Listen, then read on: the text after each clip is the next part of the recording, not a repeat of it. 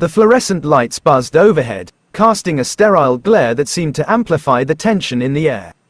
Beads of sweat trickled down Josh's forehead as he faced his boss, Ms. Kensington, her perfectly coiffed hair and crimson lipstick blaring defiance under the harsh light. "You expect me to believe this report by tomorrow?" Ms. Kensington's voice was a tightly wound coil, ready to spring. "Do you have any idea what's at stake, Josh?" "Millions." Josh, usually unflappable, felt his composure fraying. "I understand the deadline, Ms. Kensington, but this report needs more time. There are discrepancies, inconsistencies. Inconsistencies you should have caught weeks ago." Ms. Kensington slammed a file on the desk, the impact echoing in the tense silence. "This project is riding on your shoulders, Josh, and you're fumbling it like a rookie."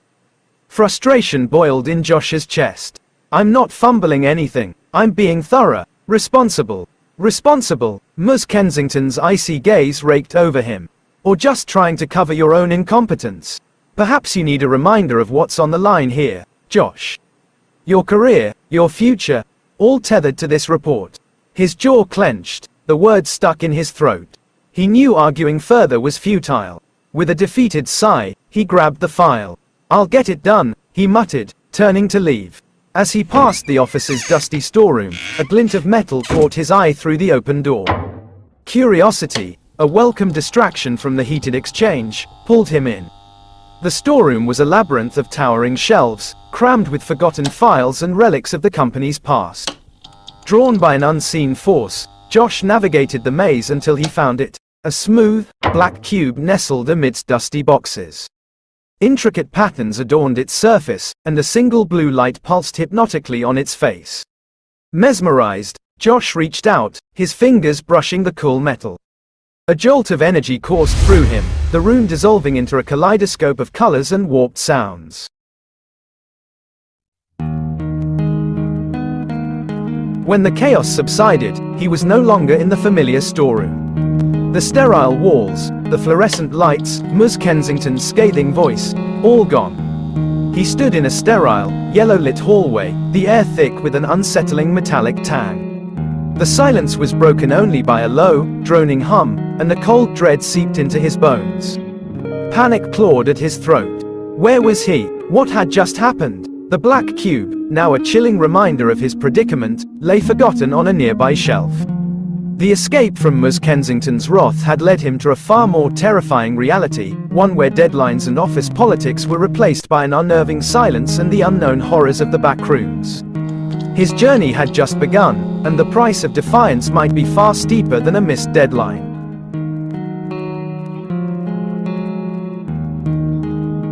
Josh's heart hammered a manic tango against his ribs, echoing in the eerie silence of the sterile yellow hallway. The metallic tang in the air tasted like fear itself. Where the heck was the office? The air conditioner's comforting hum. Panic gnawed at him like a hangry badger. Suddenly, a click like a rusty nail meeting bone pierced the silence, followed by the ominous rasp of a safety being flipped off. Josh froze, every muscle stiffer than a board in a haunted house. He spun around, heart doing an acrobatic routine in his chest, to see a figure clad in a tattered hazmat suit. A gas mask shrouded the figure's face, and a gun, held in gloved hands, was aimed squarely at his chest. "Hold your horses, buckaroo," a distorted voice crackled from the masked speaker. "One wrong move, and you'll be singing soprano with the ceiling tiles." Josh raised his hands in surrender, adrenaline turning his palms into slippery fish. "Whoa! Hold on there, Space Invader. I don't know what's going on, I don't belong in this banana-colored funhouse. The figure paused, the gun unwavering. You know clipped, didn't you? The word was unfamiliar, yet strangely fitting, sending shivers down Josh's spine. No clip, Ed, Josh echoed, his voice squeaking like a rusty hinge. Did I do the Macarena too hard at the office party? The figure lowered the gun a smidge, but suspicion lingered like a bad smell in a clown car. You stumbled into the back rooms, same as me. Now spill it, fella. Who are you, and why are you dressed like a lost accountant? Josh, ever the charming storyteller, launched into an epic tale of late-night work, a mysterious black cube, and a sudden shift in reality that would make Alice in Wonderland jealous. As he spoke, the figure relaxed marginally, its posture shifting from attack dog to slightly less threatening poodle. I'm Dr. Selvic, the voice finally introduced itself, stuck here for 2 years, searching for a way out of this lemon-scented limbo. A flicker of hope, like a flickering candle in a haunted mansion, ignited in Josh's chest. There's a way out. Dr. Selvic's mask tilted in a shrug that seemed impossible in the stiff hazmat suit. Maybe. There are rumors, whispers in the dusty corners of the back rooms. But they're fickle things, these rumors. Lead you deeper, make you lose your socks, and maybe even your sanity. He paused, his gaze flickering to something beyond Josh. Speaking of things that might steal your socks. Josh followed his gaze, his blood turning to ice cream. A shadowy figure emerged from another hallway, its form shifting and contorting in the dim light. It moved with unnatural grace, its elongated limbs scraping against the walls like a deranged spider on roller skates. A skin stealer, Dr. Selvic hissed, his voice dropping an octave. Run, you magnificent accountant, run. He shoved a rusty pistol into Josh's hand, its weight about as comforting as a brick in a sock. But the urgency in Dr. Selvic's voice spurred him into action. They sprinted down the hallway, the skin stealer's inhuman shrieks echoing behind them like a banshee on a bad karaoke night. They ducked into a side corridor, the metallic tang thicker than a fog machine on overtime. Dr. Selvic slammed the door shut, throwing his weight against it like a man trying to stop a runaway clown car. The pounding from outside was relentless, the skin stealer's guttural growls making Josh want to hide under a very small rock. We can't stay here, Dr. Selvic panted, his voice strained like a bad pun. It'll break through faster than a politician's promise. He gestured to a vent grate high on the wall. There's a maintenance network, a labyrinth beneath the back rooms. It's risky, but it's our only chance to outrun this fashion-challenged spider crab. Josh looked at the vent, its rusty bars promising a claustrophobic adventure. But the thought of facing the skin stealer was even less appealing than a tax audit. With a grimace that could curdle milk, he nodded. Together, they climbed, adrenaline fueling their movements. As they squeezed through the narrow opening, the screams of the skin stealer faded away, replaced by the oppressive silence of the maintenance tunnels. Josh had entered the back rooms alone, lost and confused. Now, he had Dr. Selvic. The rusty door slammed shut behind them, the silence in the narrow tunnel broken only by the ragged gasps escaping their masks. Josh, crammed against the wall like a forgotten Slim Jim, glared at Dr. Selvic, whose visor gleamed accusingly in the dim light. So, this maintenance network looks more like a haunted hamster's exercise wheel, Josh rasped, his voice barely above a whisper. Where's the 5-star buffet you promised? Dr. Selvic's distorted chuckle echoed in the tunnel. Welcome to the back rooms, sunshine, where luxury comes standard-sized and claustrophobia reigns supreme. Suddenly, a spotlight sliced through the darkness, revealing 2 figures clad in similar, yet suspiciously cleaner, hazmat suits. One, a burly man with a beard that could rival ZZ Top and a gut that rivaled Santa's, grunted, new meat. Did Selvic finally ditch the protein bars and bring a real snack? The other, a woman with mismatched gloves and a permanently arched eyebrow that could have given Spock a run for his money, snorted. Snack, more like office plankton, probably doesn't even know the difference between a wrench and a spork, let alone fight a skin stealer. Josh bristled. Excuse me, mismatched mitten, I may not be a seasoned backrooms dweller like you fashion icons, but I'm resourceful. Resourceful, huh? The woman raised her eyebrow further, if that were even possible. Let's see you resource your way out of this rusty pipe, accountant boy. My guess is, you'll need more than just a spreadsheet and a calculator. Before the situation could escalate into a full-blown hazmat fashion show brawl, Dr. Selvic intervened. Hold your horses, everyone. We don't have time for infighting. This newbie, despite his questionable fashion choices and lack of spork knowledge, might be our ticket out. Out! The burly man scoffed, a deep rumble that shook the very pipes. Rumors are whispers, Selvic. Nothing more than pipe dreams to keep us sane in this yellow-lit purgatory. Dr. Selvic's voice hardened. This rumor, it's different. It speaks of an exit, a way back to the real world. And Josh, here, might just hold the key. He then proceeded to explain the black cube, its strange appearance, and Josh's sudden no-clip into the backrooms. The room fell silent, the weight of his words hanging heavy in the air, thicker than the metallic tang permeating the tunnel. You're telling us a glowing Rubik's cube sent him here? The woman's voice dripped with skepticism, her mismatched gloves twitching like she was about to dissect the very idea. Maybe it's a portal cube, Josh offered, suddenly feeling like he was auditioning for a hazmat stand-up comedy routine. Like in those video games. We could solve it and, poof, back to the office with a killer tan. The burly man chuckled, a deep rumble that echoed in the tunnel. Solving a magic cube, now that's a good one. You sure you're not a comedian lost in the wrong dimension? Hey, Josh retorted, puffing out his chest, or at least trying to, given the limited space. I may not be a hazmat hero, but at least my fashion sense doesn't involve mismatched gloves and questionable beard choices. The woman's eyebrow shot even higher, if that were even possible. Oh, it's on now, accountant boy. Let's see whose fashion sense survives the backrooms longer, yours or that beige monstrosity you call a suit. As the tension crackled, Dr. Selvic stepped forward, his voice firm. Enough. We either work together or become another skin stealer snack. The choice is yours. A tense silence followed, broken only by the dripping of condensation somewhere in the darkness. Finally, the burly man sighed. Fine, let's hear this rumor, Selvic. If it's half as crazy as this cube story, I'm calling you Captain Delusional from now on. The woman scoffed but didn't object.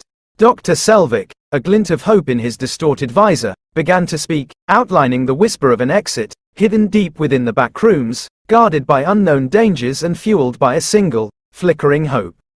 As he spoke, a sense of camaraderie, however fragile, bloomed in the cramped tunnel. They were still a ragtag group of mismatched hazmats, but for now, they were united by a common goal: escape. Dr. Selvic surveyed the group, their mismatched hazmat suits barely concealing the tension lingering from the brawl. All right, he announced, his voice still tinged with hazmat suit rage, let's get practical. We can't have Josh running around in his office attire if we want to survive. He rummaged through a pile of discarded hazmat suits, pulling out one that looked marginally less worse for wear than the others. Here, put this on, accountant boy. It's not couture, but it'll keep the skin stealer's drool off you. Josh gingerly donned the suit, feeling like a fashion disaster cosplaying a hazmat warrior. Thanks, Doc. I feel weirdly protected. Felix, his beard twitching with amusement, snorted. Protected? You look like a lost penguin in a hazmat convention, kid. At least the skin stealer will have a good laugh before devouring you. Josh, ever the witty underdog, shot back, says the man whose beard looks like it escaped from a Chewbacca costume party gone wrong. Maybe the skin stealer will mistake you for a giant walking mop and give you a good scrub. Sarah, the voice of reason amidst the chaos, rolled her eyes. Seriously, guys, we're still on the fashion insults. Can we focus on, not becoming monster snacks? Hey, Felix protested, a playful glint in his eye. A little humor never hurt anyone, except maybe Josh's fashion sense. Josh, feigning offense, clutched his chest dramatically. Ouch! Right in the polyester heart, Mr. Mismatched Mittens. At least my suit doesn't look like it was assembled from the leftovers of a hazmat clearance sale. Suddenly, Felix's face broke into a wide grin. Wait a minute, he chuckled, maybe we can use this to our advantage. We can distract the skin stealer with a hazmat fashion show disaster, while Josh sneaks past and... Before he could finish his plan, Sarah burst into laughter, tears streaming down her face. A hazmat fashion show. Oh, that's brilliant. We can call it, The Mismatched Misfits. A runway to oblivion. I can already see the headlines. Skin Stealer flees in terror from sartorial assault. Dr. Selvic, despite himself, couldn't help but chuckle. The absurdity of the situation, the sheer ridiculousness of their plan, somehow eased the tension. Maybe, just maybe, a little laughter, even if fueled by terrible fashion choices and monster-distracting schemes, could be their secret weapon. All right, he said, a smile playing on his lips beneath the mask. Let's not get carried away. But, maybe there's something to this fashion show idea. We might need some unconventional weapons though. He rummaged through his hazmat suit, pulling out an assortment of strange objects, a rusty wrench, a deflated light bulb, a half-eaten protein bar. Not exactly high-tech, he admitted, but hey, desperate times call for desperate measures, and a little creativity. With renewed determination, and a healthy dose of humor mixed with fear, the Mismatched team began to prepare for their most unexpected challenge yet. A hazmat fashion show designed to distract a monstrous skin stealer. Dr. Selvic, still sporting a faint hazmat rage glow behind his visor, surveyed the motley crew. The fashion show disaster had been averted, replaced by a hastily forged plan involving a rusty pipe, a deflated light bulb, and a surprisingly effective distraction from Sarah's mismatched gloves, who knew they could be used as makeshift bolas. Now, the adrenaline high was fading, replaced by the stark reality of their situation. All right, Chuckles, Dr. Selvic began, his voice firm but laced with a hint of weariness. Enough with the jokes and near-death experiences. We need a real plan, one that doesn't involve questionable fashion choices or impromptu light bulb throwing. Josh, still sporting his Lost Penguin hazmat suit, nodded eagerly. Agreed, Doc. I'm all for survival, but let's leave the catwalk theatrics to the professionals, whoever those are in the back rooms.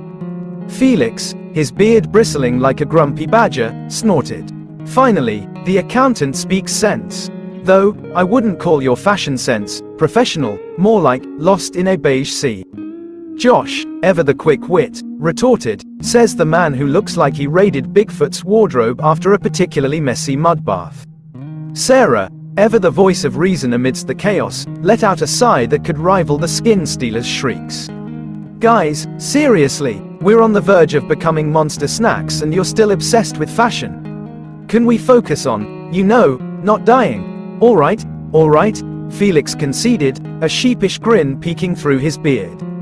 Truce on the fashion insults. But seriously, Doc, what's the plan? Do we have a magic portal hidden in your pocket, or are we just gonna walk out singing show tunes? Dr. Selvic chuckled, the sound distorted by his mask. No show tunes, I'm afraid, but the rumor speaks of an exit hidden deep within the back rooms, guarded by, well, let's just say it's not a friendly neighborhood watch program. He then proceeded to outline his plan, a mix of cautious exploration, strategic use of the unconventional weapons, and a healthy dose of hope. As he spoke, the group listened intently, the tension thick in the air. It's risky, Dr. Selvic admitted, but it's our only chance. Are you in, Josh? His eyes gleaming with a newfound determination, nodded. Absolutely. I may not be a seasoned backrooms dweller, but I'm resourceful, even if my fashion sense is questionable. Felix, a smirk playing on his lips, ruffled his beard. In like Flynn, or whatever the saying is in these yellow-lit corridors. Just don't expect me to win any fashion awards along the way. Sarah, a smile twitching at the corners of her lips, added, count me in. And maybe, just maybe, we can even find a way to upgrade your fashion sense, Mr. Mismatched Mittens, while we're at it. Dr. Selvic, a glint of hope in his visor, clapped his gloved hands. Excellent. Now, let's move, and remember, teamwork makes the dream work, even in a fashion-challenged, monster-infested nightmare like the Backrooms. With a newfound sense of purpose, the Mismatched team ventured into the darkness, their bickering replaced by a shared goal and a healthy dose of humor. The adrenaline from their planning session had faded, replaced by a bone-deep weariness that settled in their bones like lead. Dr. Selvic, his voice raspy, addressed the group. "All right, team," he said, his visor glinting in the dim light. "We've made a plan, but executing it will take all our strength. So, for tonight, we rest.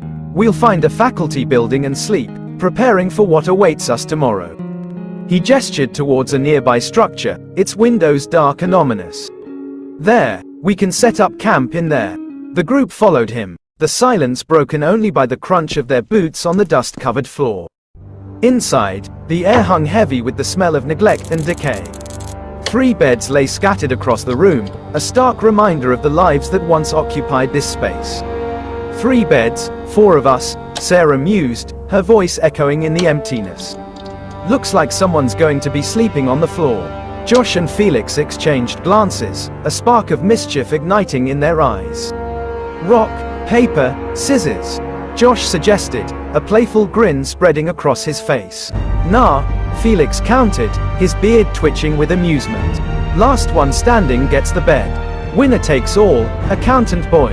Before Sarah could intervene, they were engaged in a mock battle, their movements clumsy and exaggerated in their bulky hazmat suits. Shoves turned into playful wrestling, their banter echoing through the dusty room. Suddenly, Felix, with a triumphant yell, managed to push Josh onto the creaky bed, landing on top of him with a thud. "Victory is mine," he declared, his voice muffled by Josh's chestplate. Josh, feigning defeat, groaned dramatically. All right, you win. But remember, karma has a funny way of biting back, Mr. Caveman Sheep." As Felix rolled off him, claiming the bed as his own, a pang of loneliness shot through Josh. He wasn't used to sleeping on the floor, especially not in a creepy, monster-infested backrooms faculty. Just then, a soft voice broke the silence. "Here," Sarah said, offering him a hesitant smile. "We can share a bed. There's enough space." Josh's cheeks flushed beneath his mask. I wouldn't want to impose." Sarah chuckled, her mismatched gloves twitching playfully. "Don't worry, it's no big deal. Besides, who knows what creepy crawlies might be lurking on the floor in a place like this." With a grateful nod, Josh joined her on the bed, the awkwardness quickly replaced by a sense of camaraderie. They talked in hushed tones, sharing stories from their lives before the backrooms, their voices weaving a fragile tapestry of normalcy in the face of the unknown. As sleep finally claimed them, an unspoken bond formed between them, a quiet understanding that transcended the differences and the absurdity of their situation.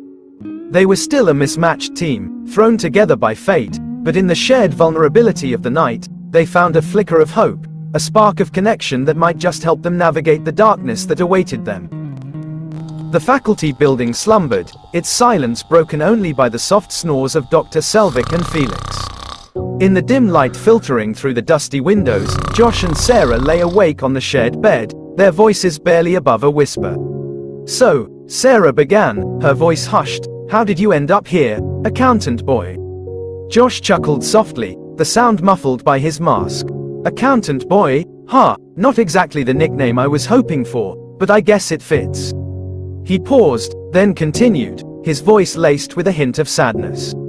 "I was working late, crunching numbers for a deadline. Then, the power went out, everything went dark. When the lights came back on, I was here." Sarah listened intently, her own story etched in the weariness of her eyes. "Me too," she said, her voice barely a whisper. "I was at the museum, closing up for the night. Then, a tremor, a blinding flash, and I woke up here, surrounded by this yellow." A shared silence fell between him, heavy with the weight of their experiences. The backrooms, a place of fear and uncertainty, had brought him together, 2 strangers bound by their shared misfortune. "It's scary," Sarah admitted, her voice trembling slightly. "But I'm glad I'm not alone." Josh reached out a gloved hand, offering silent comfort. "Me too," he said, his voice warm despite the mask. Maybe we can find a way out of here together." Sarah smiled, a flicker of hope lighting up her eyes. "Friends?" she asked, her voice playful. Josh chuckled, a genuine sound that echoed in the stillness. "Friends," he agreed. "Now, let's get some sleep. Tomorrow, we fight another day." With that, they settled back into their makeshift bed, the silence no longer oppressive but filled with a newfound sense of companionship. The back rooms might be a place of darkness, but in the shared vulnerability of the night, they had found a spark of light, a flicker of hope that burned brighter than the fear. As sleep finally claimed them, they drifted off, dreaming not of monsters and escape, but of friendship and the possibility of a future, however uncertain, beyond the yellow-lit walls.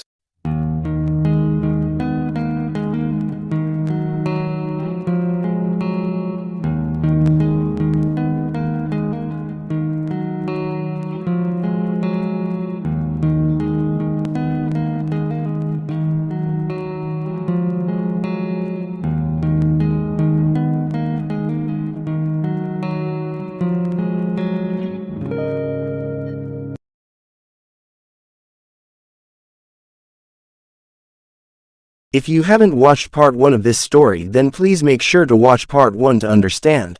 Previously, in the story, Backrooms Beyond the Reality, the characters find themselves trapped in a mysterious and dangerous place known as the Backrooms. Led by Dr. Selvic, a group of 4, Josh, Felix, Sarah, and Dr. Selvic, band together to survive.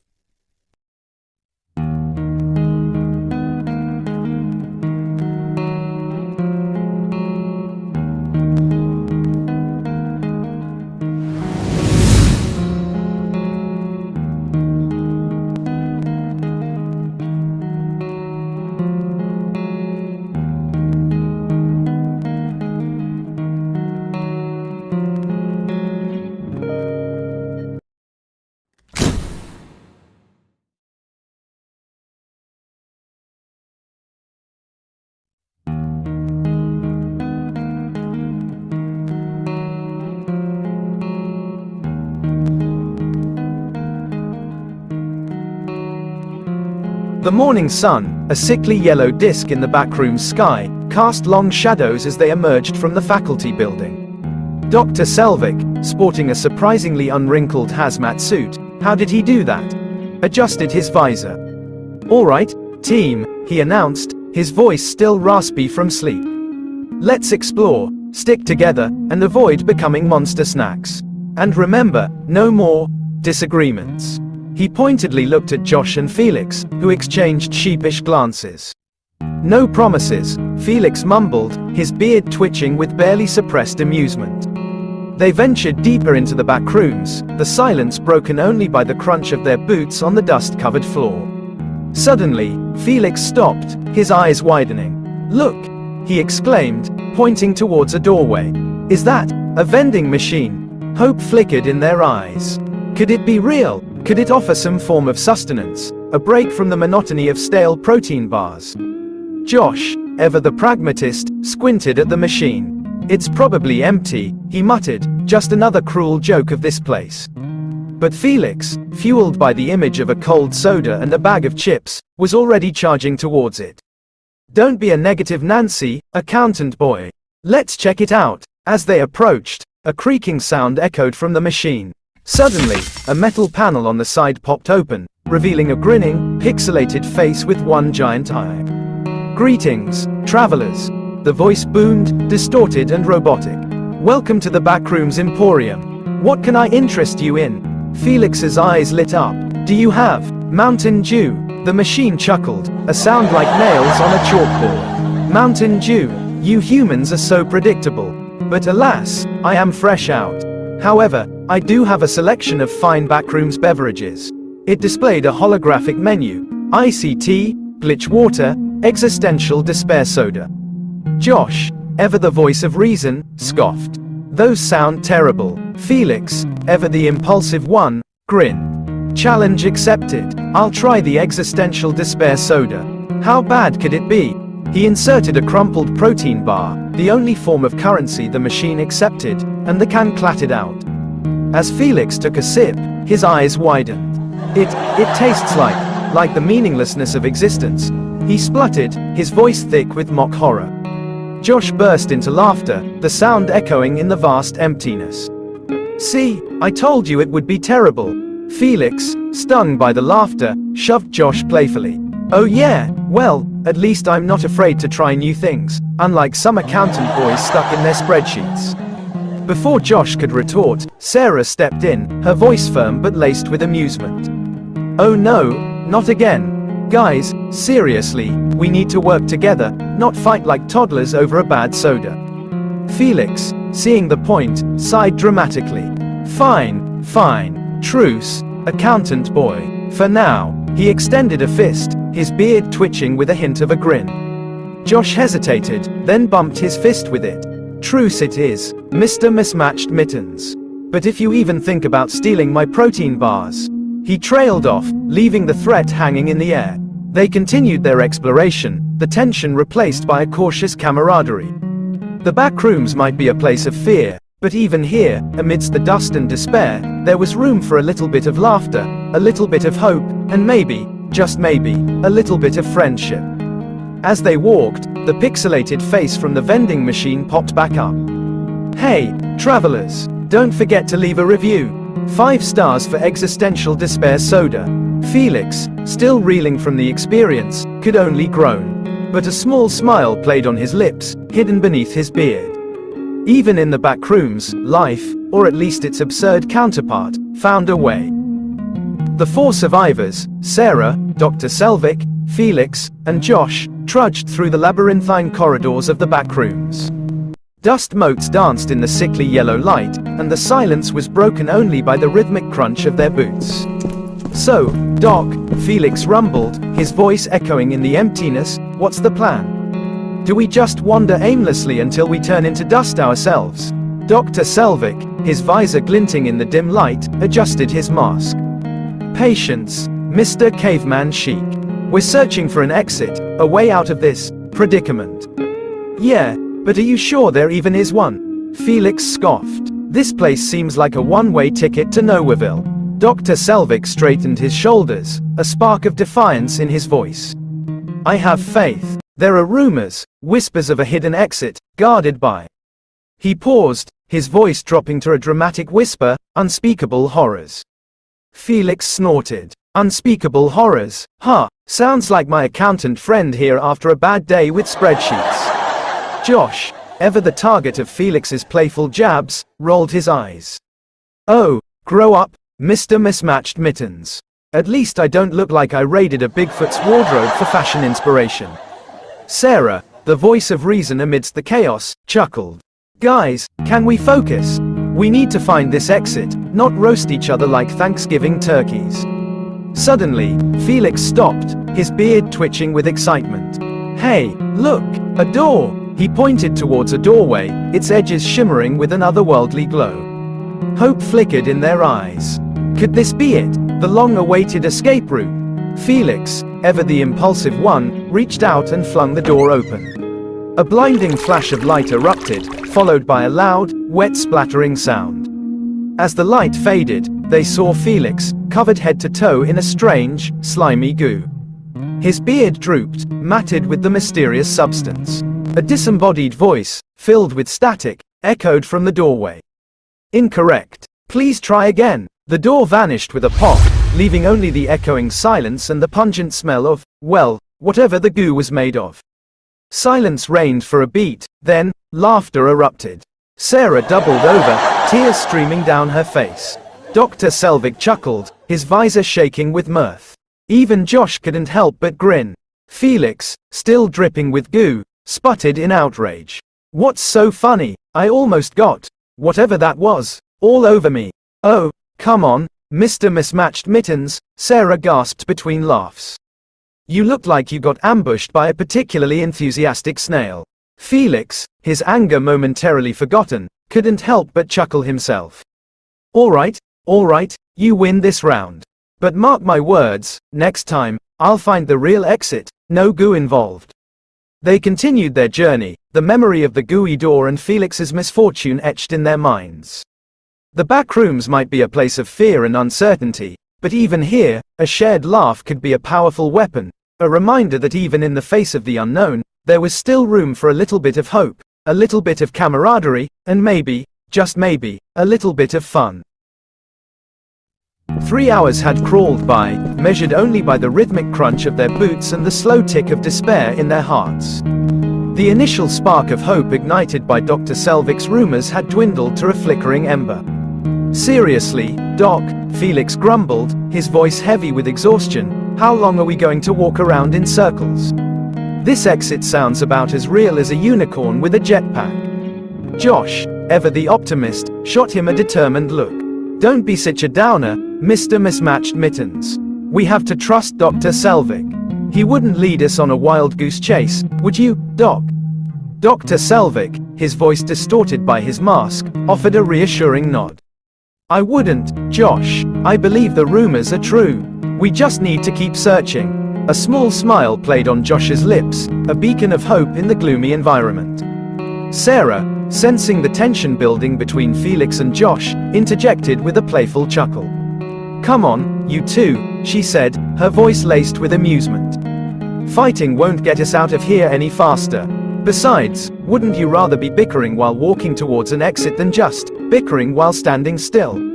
Felix, his gruff exterior momentarily softened, conceded with a shrug. Yeah, alright, fair point. But if we see another goose-spewing door, I'm blaming the accountant. Josh, unfazed by the playful jab, retorted, only if you blame yourself for getting lost in the first place, Mr. Beardasaurus Rex. Their bickering, though laced with frustration, was a welcome change from the oppressive silence that had threatened to consume them. As they walked, they argued about the best way to escape, the merits of different hazmat suit styles. According to Felix, Josh's was severely lacking in apocalyptic chic, and the most efficient way to fold a protein bar, a surprisingly heated debate initiated by Sarah. Their journey through the back rooms may have been fraught with danger and uncertainty, but the camaraderie they had forged, fueled by shared fear and a healthy dose of humor, became their most valuable weapon.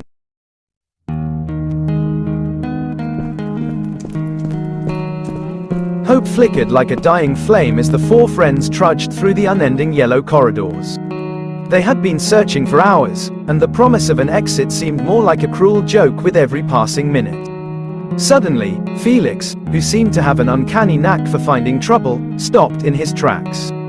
His eyes widened, his beard twitching with excitement.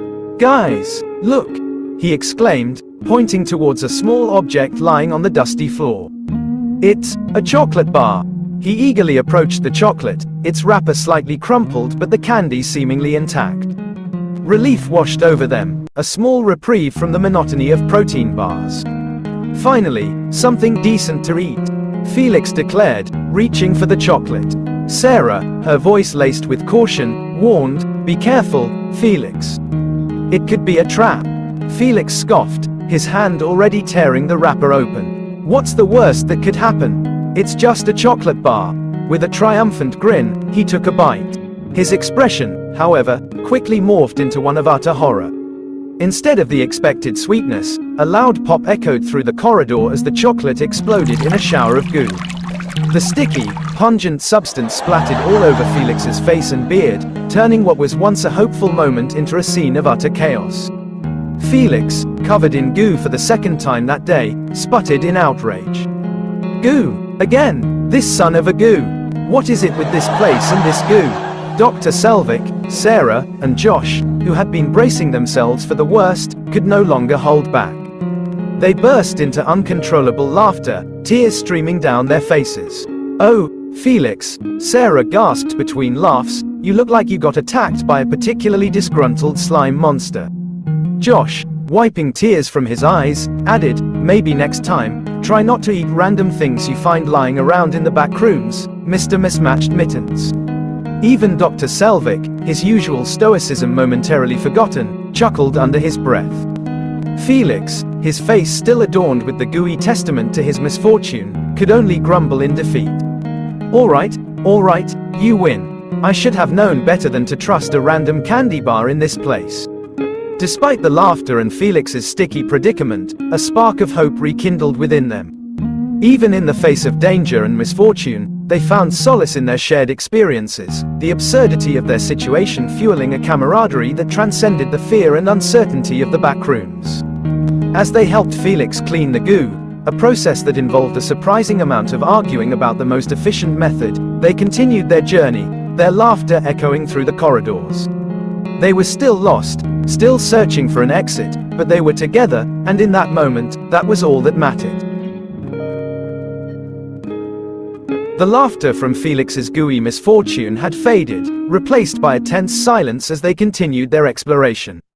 Dr. Selvic, his visor glinting in the dim light, stopped abruptly.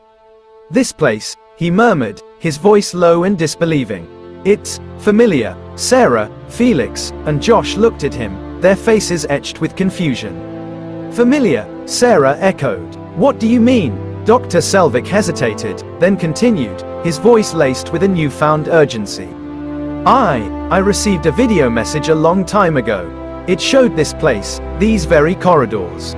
It was a plea for help, a warning, but it was cut short. A collective gasp escaped their lips. The whispers of an exit, the rumors they had clung to, suddenly felt like a cruel joke. This place, filled with dust and despair, held the echoes of others who had been lost, their fates sealed in the silence. As they walked further, their steps heavy with dread, they stumbled upon a sight that sent a shiver down their spines. Scattered across the floor lay several figures, their bodies mummified husks, their hazmat suits faded and tattered. The weight of their mortality hung heavy in the air, a grim reminder of the dangers that lurked in the shadows. Sarah, her voice barely a whisper, uttered a choked cry. "Oh my God, this is insane." She instinctively reached for Josh's hand, her grip tight. Josh, his cheeks flushed a faint pink, stammered, well, these people, they're dead, right, Doc?" Felix, his usual bravado replaced by a grimace, stared at the lifeless forms. Dr. Selvic, his face etched with a mixture of shock and determination, knelt beside one of the bodies. He reached out a gloved hand and picked up a small object lying near it, a video camera, its casing cracked and dusty. He held it up, his voice grim. "This might hold the answers we've been searching for, but it also might hold the key to our demise." The silence that followed was heavy with the weight of their discovery. The Backrooms, a place of fear and uncertainty, had revealed its true face, a graveyard for the lost and forgotten. But amidst the despair, a flicker of hope remained. The video camera, a potential key to escape, offered a chance, however slim, to break free from the clutches of this place. Dr. Selvic popped the video camera into his pocket, his face grim. He rewound it, then pressed play. As the grainy footage flickered to life, a sense of dread settled over the group. It was a recording of the very corridor they stood in, but eerily deserted. Suddenly, Dr. Selvic's hand shot up, silencing the room. A heavy thump echoed through the corridors, a deep, rhythmic sound that sent shivers down their spines. "What was that?" Josh whispered, his voice trembling. Dr. Selvic's face was pale behind his mask. "I don't know," he replied, his voice barely above a whisper. "But whatever it is, it's big." The echoing footsteps continued, growing louder, closer. Panic surged through the group. "We need to hide," Dr. Selvic hissed, his voice urgent. They frantically scanned the room for cover. Their eyes fell on a row of rusty lockers lining the far wall. Without a word, they sprinted towards them, the pounding of their hearts echoing in their ears. Sarah and Josh dove into a locker, slamming the door shut. Sarah, her body pressed against Josh's in the cramped space, squeezed his hand tightly. Josh, his face burning crimson, instinctively held her closer, his heart hammering against his ribs. In the next locker, Dr. Selvic and Felix huddled together, their voices muffled but their fear palpable.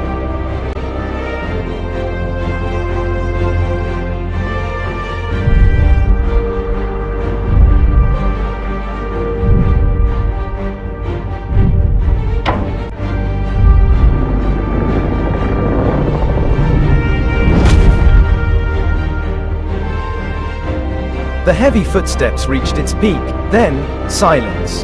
They held their breaths, straining to hear any sound. Time seemed to stretch into eternity.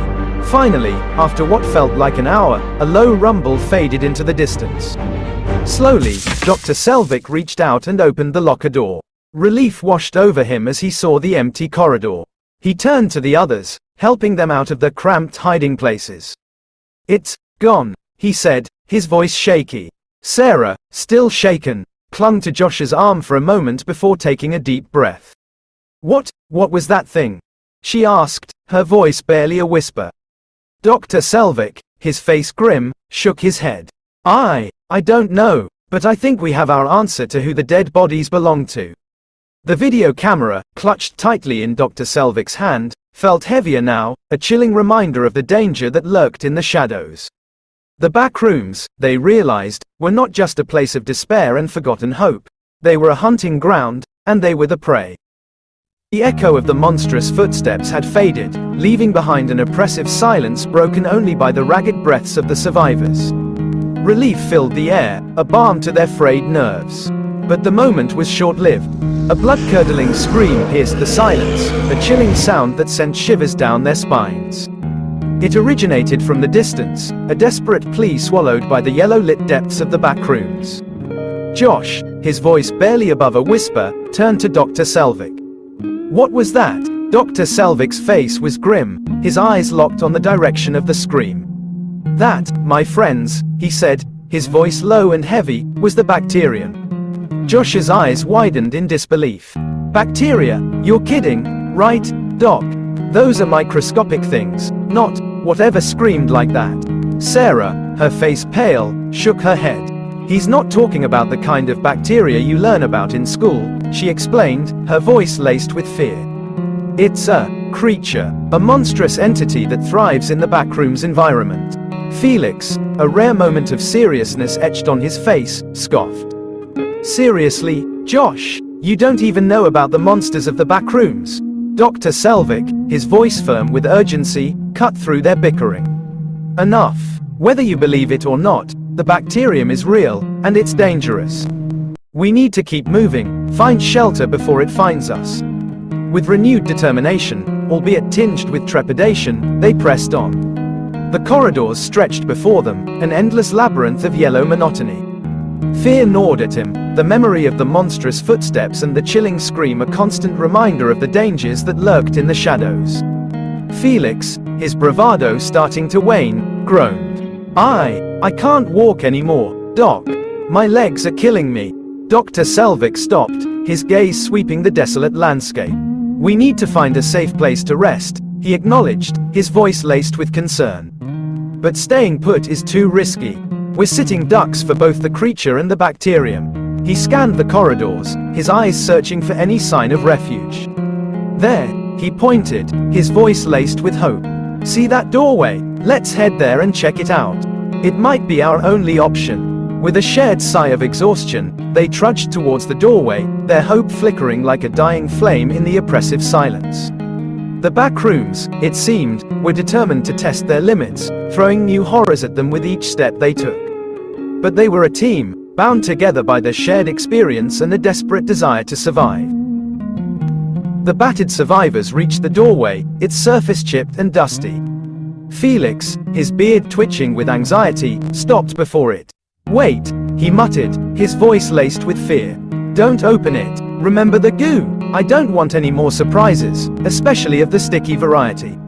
Despite Felix's apprehension, a flicker of amusement danced in the eyes of Sarah and Josh.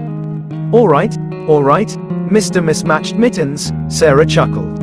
We'll be careful, no sudden goo this time. Dr. Selvic, his visor glinting in the dim light, stepped forward and cautiously pushed the door open. A musty odor wafted out, along with the creaking of aged hinges.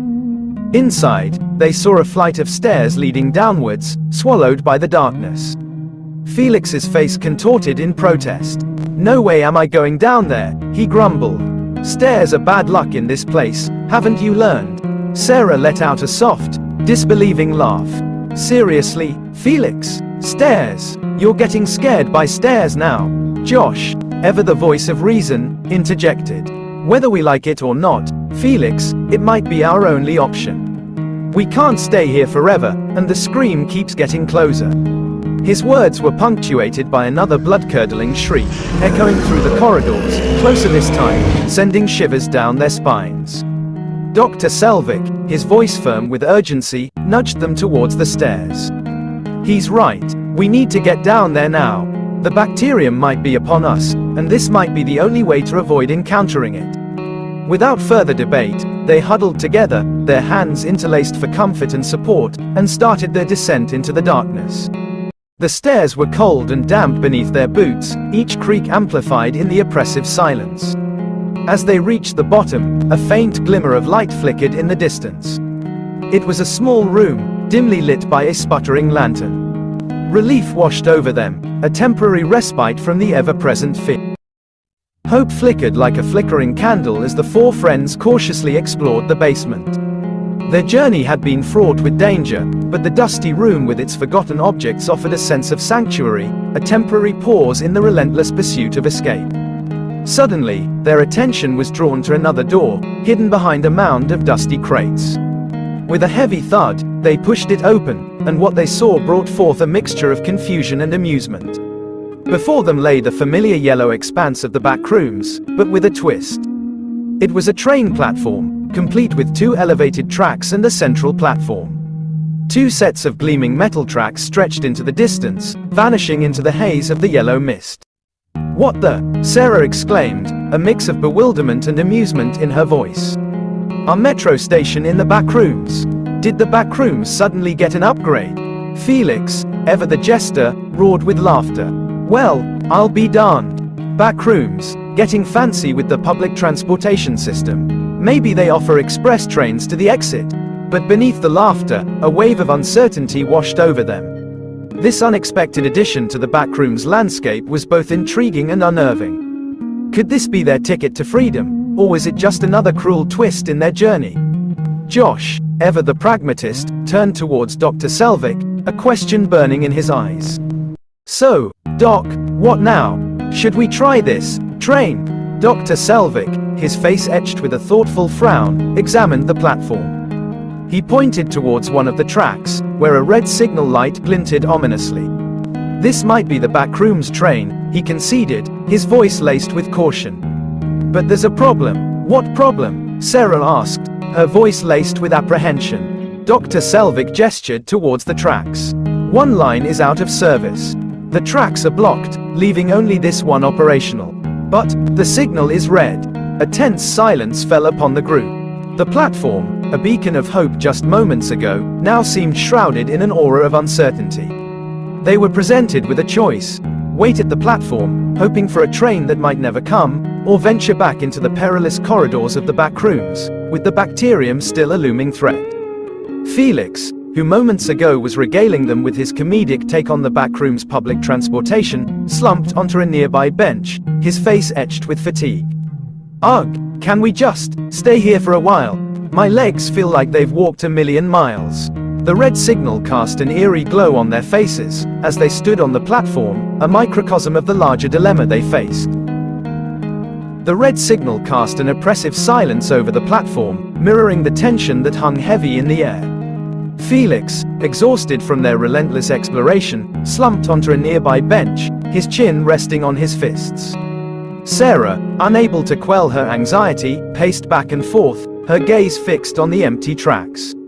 "Do you think a train will ever come?" she asked, her voice laced with apprehension. Felix, his eyes barely open, mumbled a non-committal grunt. The thrill of finding a train had faded, replaced by the crushing weight of uncertainty. As Sarah continued her restless pacing, Josh approached Felix, hesitantly taking a seat on the bench beside him. "So, how'd you end up here?" he asked gently, his voice tinged with curiosity. Felix, startled from his semi-slumber, raised an eyebrow. "Why do you want to know?" he grunted, a hint of suspicion in his voice. Josh offered a sheepish smile. "No reason, just trying to pass the time. Thought it might be nice to share some stories." Felix, after a moment of deliberation, sighed. "Fine," he conceded, his gruff exterior softening slightly. "So, I was driving home from a bar late one night. There wasn't a soul on the road, and I wasn't speeding or anything. Then, out of nowhere, this massive ruckus hit my car. It felt like I drove through a wall, only there was no wall." He paused, his voice growing quiet. "When I opened my eyes, I was here. This yellow wasteland. I've been wandering around ever since, hoping to find a way out." A moment of silence descended, filled only with the distant hum of the flickering lights above.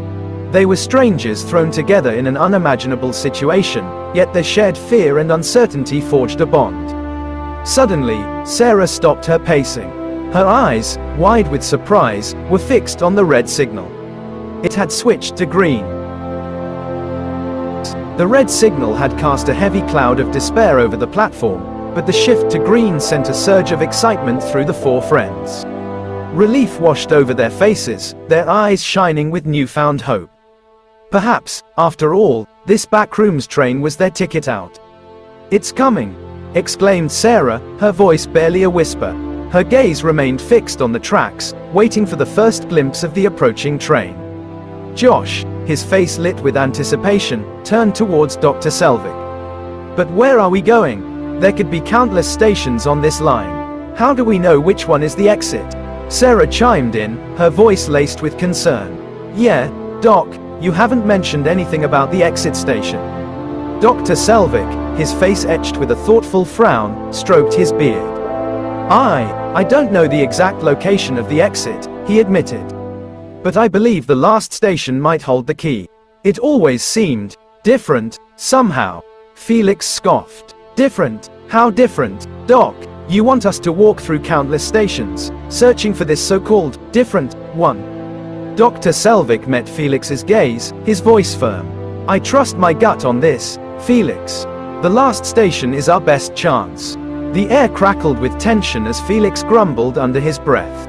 Despite his doubts, he knew they had no other choice. The train, their only hope in sight, was their only option. They waited, anticipation hanging heavy in the air.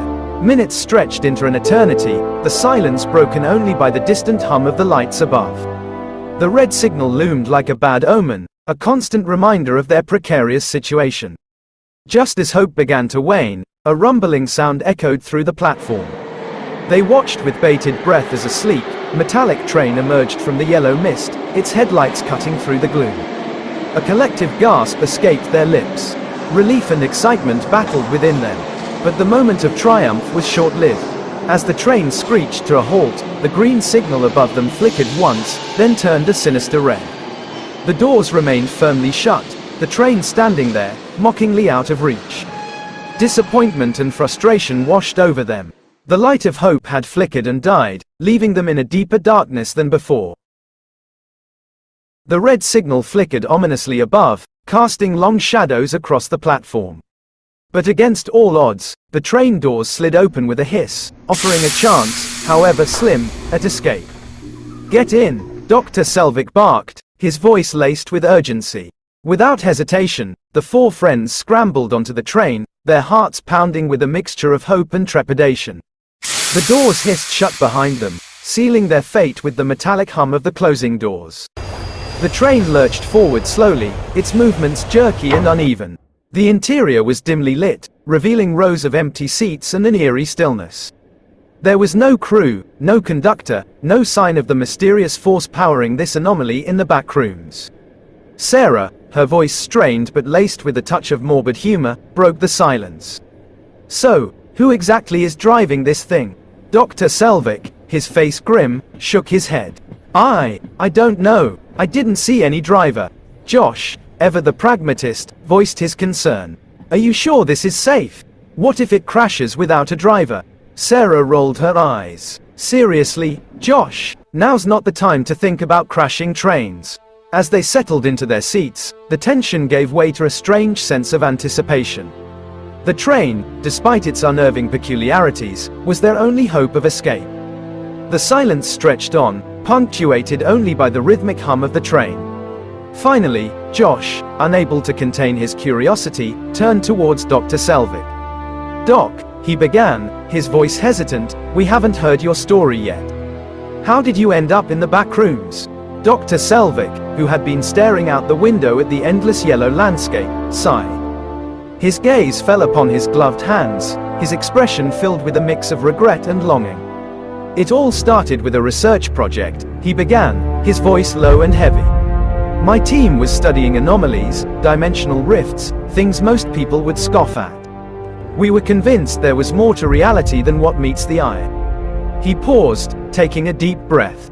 "We were right, but in the worst way possible. During one of our experiments, something went horribly wrong. The rift we were studying became unstable, and..." He trailed off, his voice choked with emotion. The others waited, their eyes filled with empathy. I was the only one who survived," he continued, his voice barely a whisper. I found myself here, in this wasteland, with no way back. He looked at him, his eyes filled with a flicker of hope. But maybe, just maybe, this train is our way out. Maybe it leads back to our world, or at least somewhere beyond this yellow hell. The train continued its slow, relentless journey, carrying not just passengers but a burden of shared fear, hope, and the promise of a story yet to be told.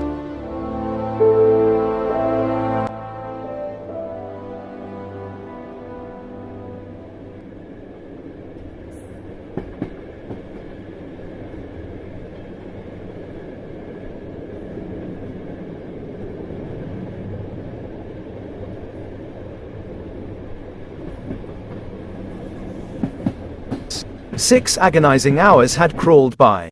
The train, a beacon of hope, had transformed into a metal coffin hurtling through the oppressive yellow landscape.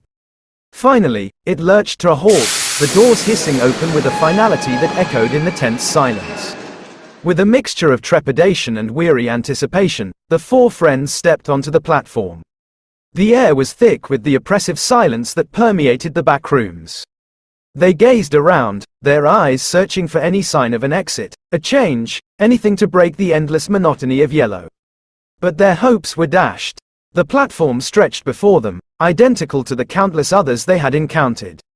The same yellow walls, the same dim lighting, the same oppressive silence.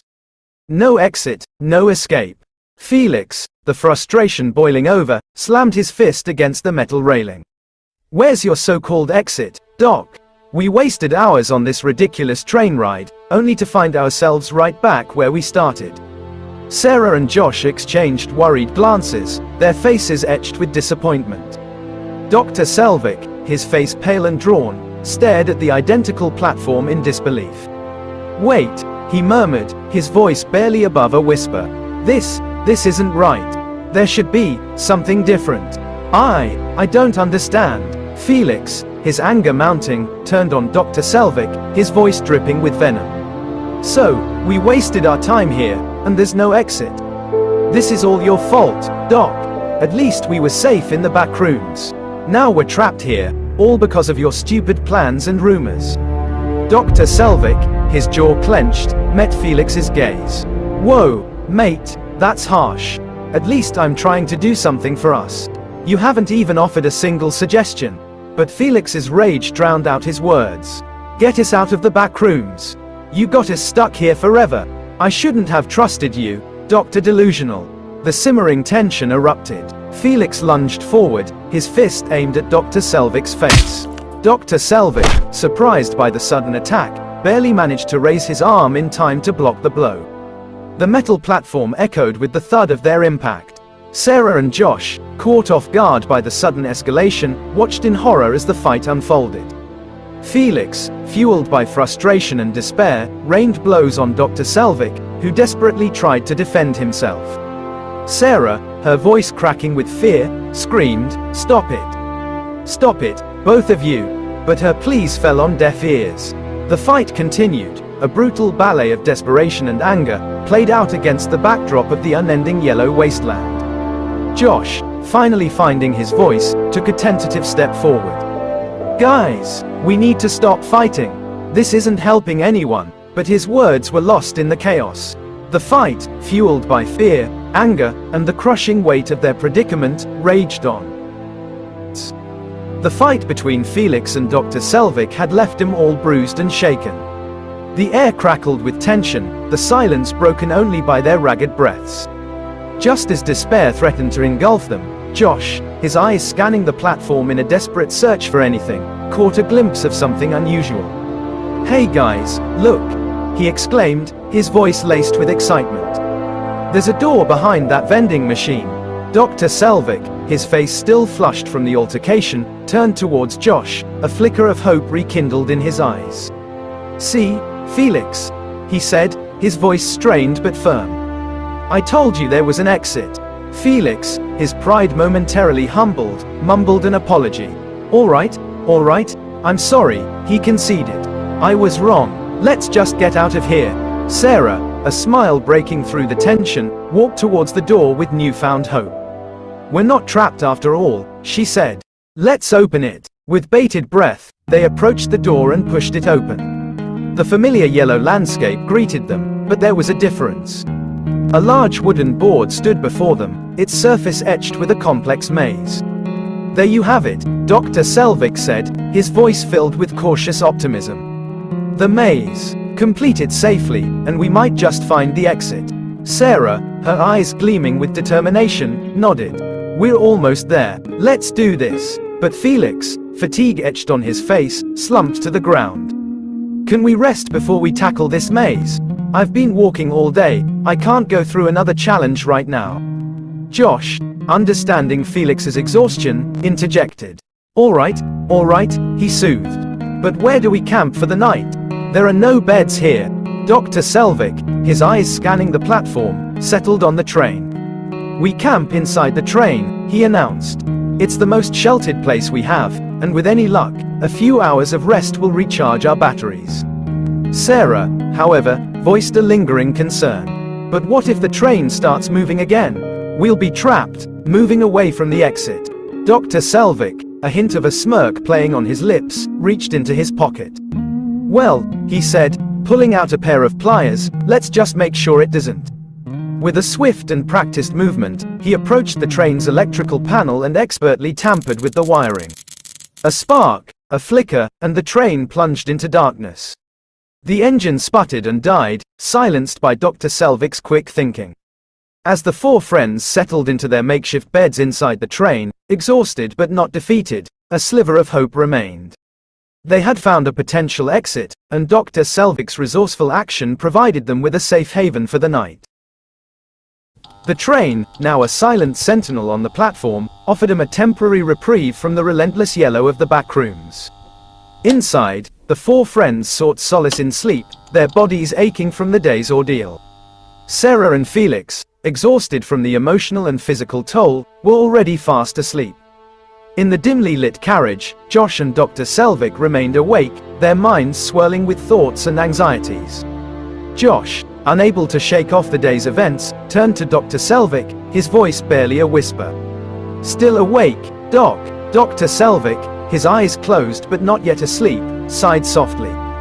Finally, he replied, "We're close, Josh. We just need to complete that maze, and we might just be free." A chuckle escaped Josh's lips, tinged with nervousness. "Yeah, but it won't be easy, will it?" "No," Dr. Selvic admitted, his voice grave. "But we have each other. We've faced worse, haven't we?" Josh, a hint of pride in his voice, nodded. "We have, and somehow, we're still here." A moment of comfortable silence settled between him, a silent acknowledgement of their shared journey through the backrooms. "You know," Josh began, his voice breaking the silence, "the best thing about all this is meeting you guys. Being stuck in an office every day was getting pretty dull." Dr. Selvic managed a faint smile. "Well, I wouldn't trade this adventure for my research lab any day," he joked dryly. But a hint of longing flickered in his eyes. Josh, sensing the shift in mood, added jokingly, "Yeah, right. All right, Doc, get some sleep. We need all our energy for the maze tomorrow." Josh closed his eyes, the rhythmic hum of the silenced train acting as a lullaby. Dr. Selvic watched him for a moment, a flicker of warmth in his gaze. He then murmured, "Sleep well, accountant boy." As they drifted off to sleep, a fragile sense of hope flickered between them. They were a team, bound by their shared experience, and in the face of the unknown maze that awaited them, they held on to the belief that they could overcome it, together. The backrooms had tested them, challenged them, but they had not broken. And as they slept, they dreamt of escape, of a world beyond the yellow walls, and a future where they could return to their lives, forever changed by their time in the backrooms.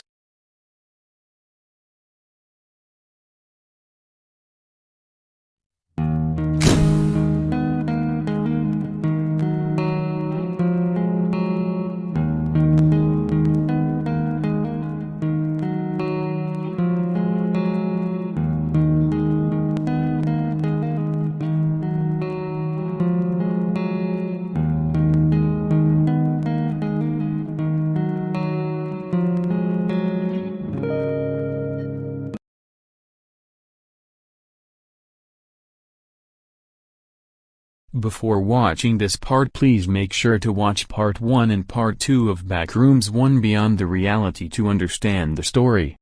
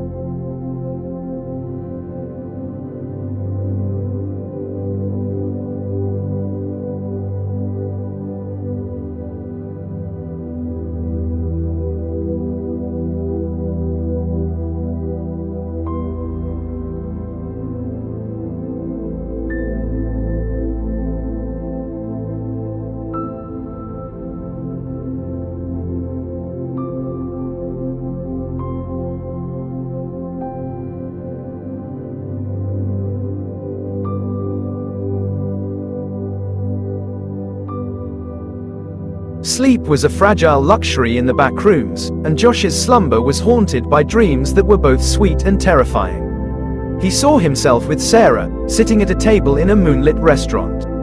Their laughter filled the air as he clumsily tried to confess his feelings towards her. "Sarah," he stammered in the dream, his heart pounding, I really enjoy being with you." Sarah's eyes twinkled with warmth.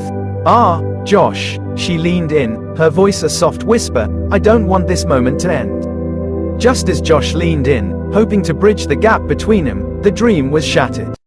A monstrous bacterium, its tendrils reaching like grasping claws, charged into the restaurant.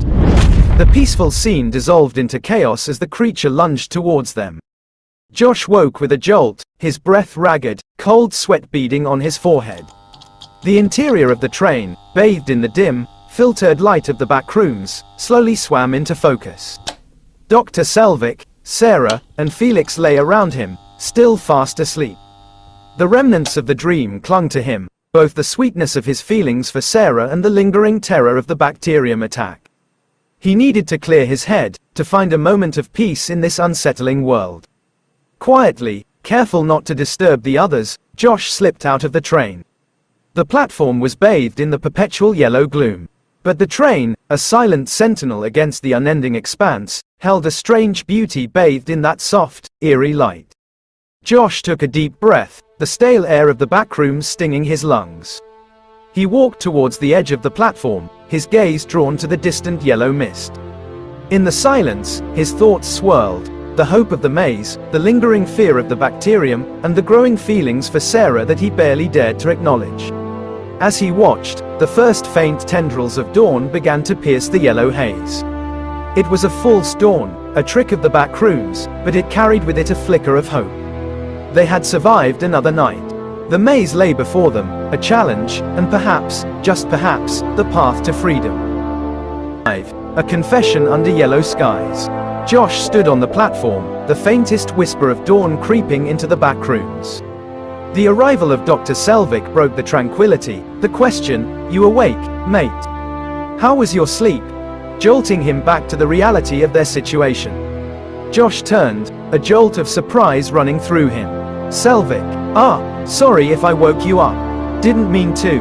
Dr. Selvic chuckled, the sound surprisingly warm in the empty air. "No worries. Couldn't sleep much myself." He settled next to Josh on a nearby bench, their shared gaze lingering on the darkened train where Sarah and Felix still slept. An awkward silence stretched between him, the unspoken weight of Josh's dreams hanging in the air.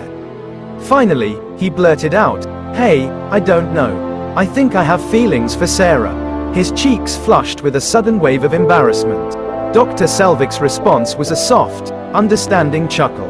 "Ah, I see. Well, then, you should definitely tell her," he said, a playful glint in his eyes. Josh scoffed, a mix of fear and longing washing over him.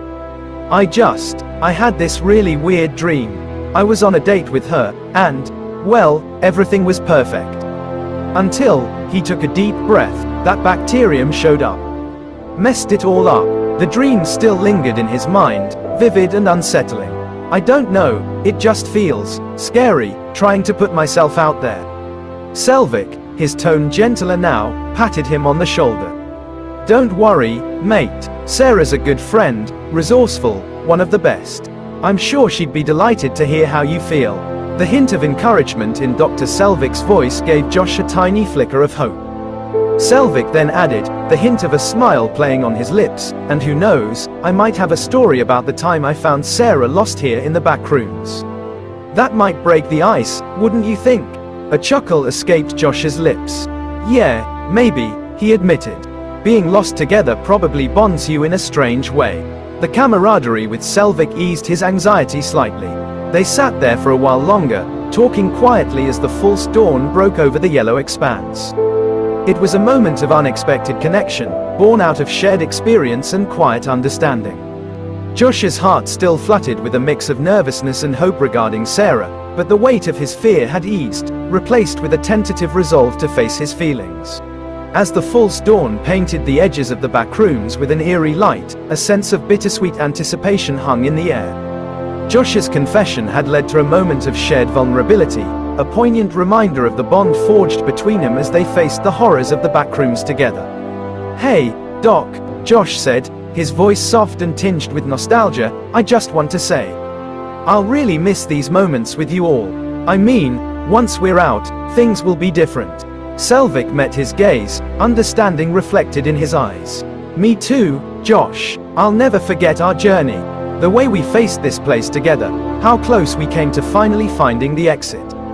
He paused, a gentle smile playing at his lips. "Thank you, Josh, for being by my side." A flicker of warmth spread through Josh's chest. "Of course, Doc," he replied, a genuine smile warming his own face. "I'll miss you too. Do you think we'll see each other again, once we're out?" Uncertainty clouded Selvic's eyes. "That's the thing about the back rooms," he said slowly. "It's unpredictable. When we exit, we might find ourselves scattered across the world, who knows where. So, it's like a random exit. A door we just walk through." Josh pressed, a hint of unease creeping into his voice. Selvic shrugged. "I don't know, my friend. I've never seen the exit. But we're about to find out, aren't we?" A silence fell between him, punctuated by the distant hum of the back rooms.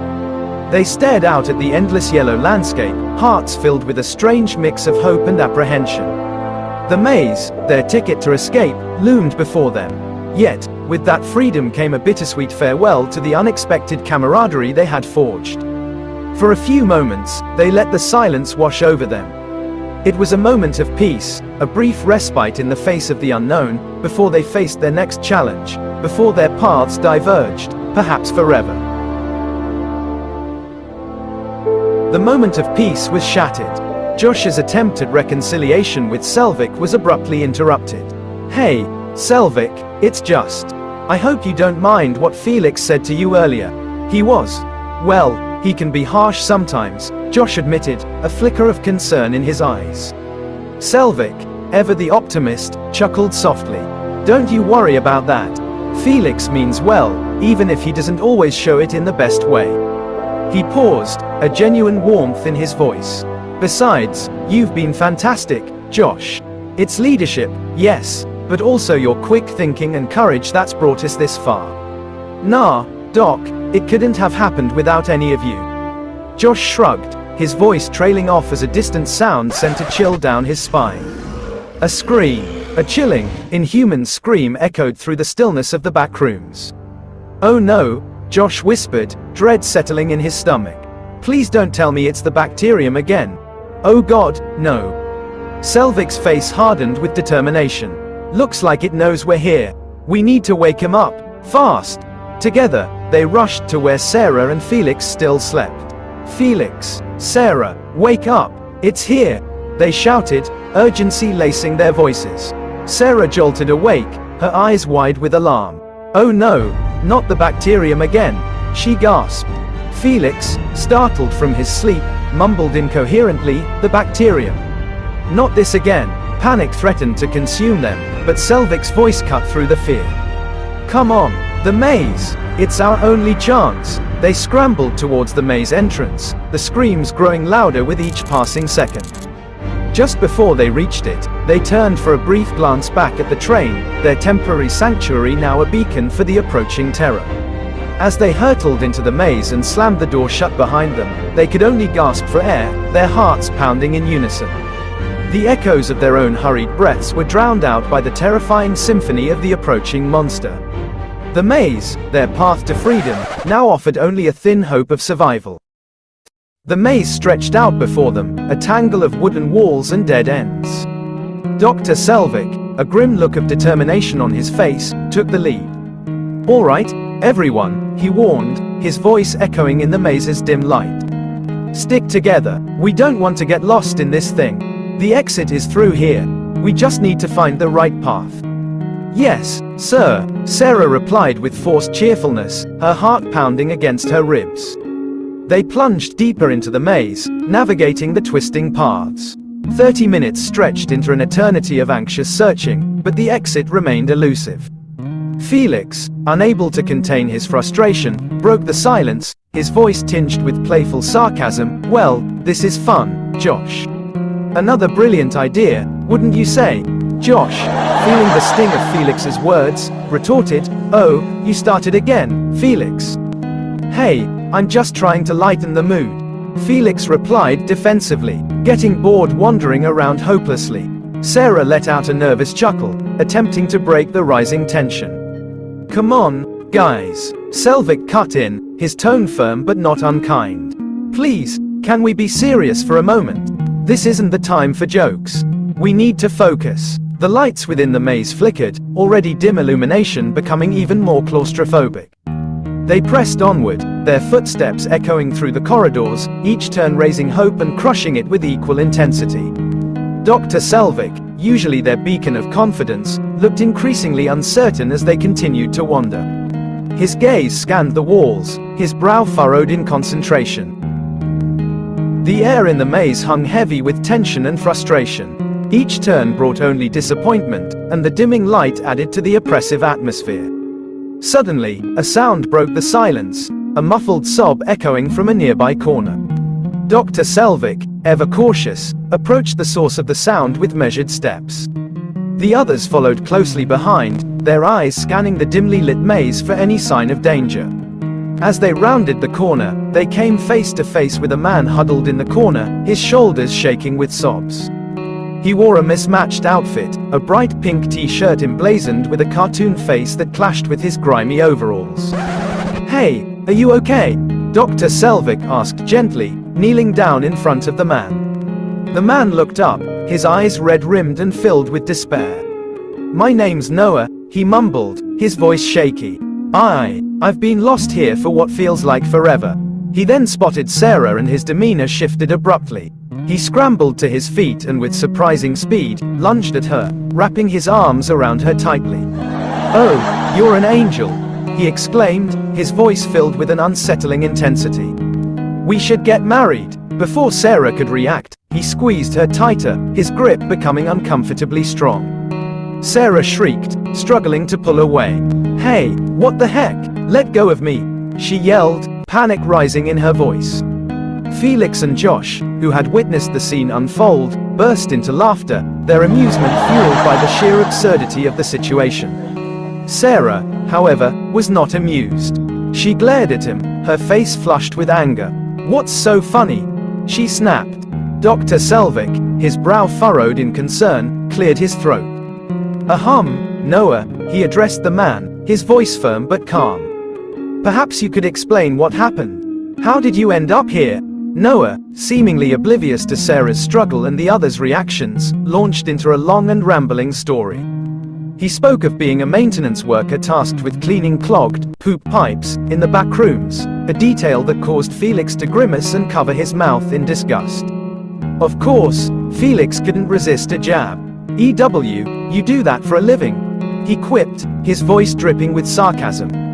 Noah, surprisingly, didn't miss a beat. He fired back a scathing retort, mocking Felix's appearance and lack of useful skills. The two engaged in a childish bickering match, their voices echoing through the maze. Dr. Selvic watched them with a mixture of annoyance and amusement. While he appreciated the distraction, their behavior was childish and unhelpful in their desperate situation. He cleared his throat again, silencing the bickering duo. "All right, that's enough," he said sternly. "We need to focus on getting out of this maze. Noah, if you know anything about its layout, anything at all, please tell us." As the scene fades, Noah hesitates, his eyes darting from person to person. Noah's response was a shrug of the shoulders. "Beats being here alone for another week," he said, his earlier desperation now tinged with a hint of calculation. "Guess I'm stuck with you lot now." Dr. Selvic sighed, exasperated. "All right, fine," he relented. "You can come with us, but no more antics." He shot a pointed look at Noah, who suddenly gained interest in a loose thread on his overalls. Noah, sensing his victory, started bouncing around in excitement. "Yes, finally some company," he exclaimed, his cheerfulness grating on the others. They resumed their trek through the maze, Noah trailing behind with an uncontainable energy that put everyone on edge. However, he seemed determined to stay close to Sarah, shuffling uncomfortably close at every opportunity. Sarah, her patience wearing thin, snapped, "Hey, back off, creep." Noah merely giggled, seemingly amused by her discomfort. "Oh, come on, just having a little fun," he retorted with a wink. Felix, unable to resist an insult, chimed in, "So this is what paid poop pipe cleaning does to a man." Tragic. He let out a loud snort of laughter. Noah, stung by the barb, turned on Felix. "Hey, at least I have a job. What do you even do? Sit around and look ugly all day," says the guy in overalls and that hideous shirt. Felix shot back. "Your fashion sense is about as clean as those pipes you were bragging about." The roast battle was on. "Noah, at least I take showers. You smell like you crawled out of the pipes yourself." "Felix," says the guy who thinks a wife is something you just grab off the shelf. "Noah, better than being a stuck-up know-it-all who wouldn't survive a day in the real world." "Felix, and you'd survive in a maze.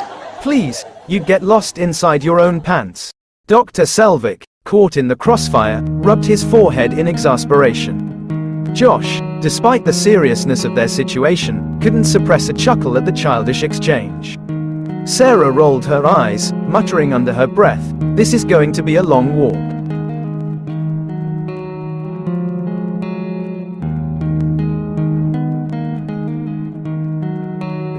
As they plunged deeper into the depths of the maze, the walls seemed to press in closer, the yellow light growing more oppressive. Finally, the labyrinth presented a cruel choice. A fork in the path, 3 tunnels marked with simple letters, A, B, and C. "Well, this is just perfect," Josh muttered, a sense of dread settling in his stomach. "Which way now?" Dr. Selvic, usually the image of calm guidance, furrowed his brow in contemplation. "We'll have to split up," he finally declared. "Small, quick teams. Cover more ground and increase our chances of finding the exit." Noah, eyes sparkling with mischievous intent, jumped in. "Excellent. Then I'll take Sarah, and we'll go down passage C." Sarah reacted immediately. "Absolutely not," she exclaimed, disgust etched on her face. "I'd rather walk into a swarm of those bacteria than spend another minute with you." Felix, sensing an opportunity to irk his rival, snickered. "Doc, what now?" Selvic, weighing the volatile dynamics, crafted a plan. "Here's what we'll do. Sarah, take Josh and explore passage A." He caught a mischievous glint in Sarah's eye and the faint blush that dusted Josh's cheeks. His next instruction surprised them both. "Noah, you'll go with Felix down passage B." "No way," both Noah and Felix protested in unison. "Hey, Doc, Noah whined. I wanted to be partnered with the pretty lady. Our only chance is to work together, Selvic interrupted firmly. Now, Josh, he addressed the younger man, what about you? What do you say? Josh hesitated, glancing at Sarah. Her expression was unreadable, a mix of apprehension and curiosity. Well, if Sarah's okay with it, he trailed off, his voice laced with uncertainty.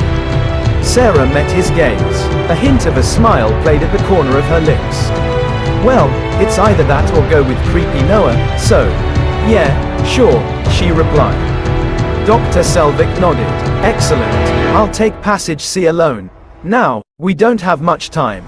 We'll check each passage to the best of our ability and regroup here in precisely 1 hour. He glanced at his watch, his focus shifting to the immediate task. Just remember, if you find the exit, don't hesitate. Signal the rest of us if you can, but escape is the priority.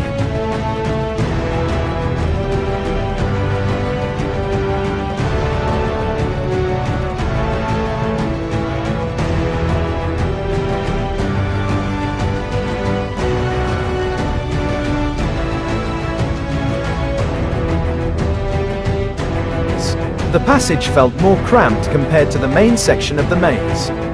Felix and Noah, an unlikely pair, trudged forward, the silence broken only by the echoing scrape of their feet against the rough floor. Then, a glimmer of hope.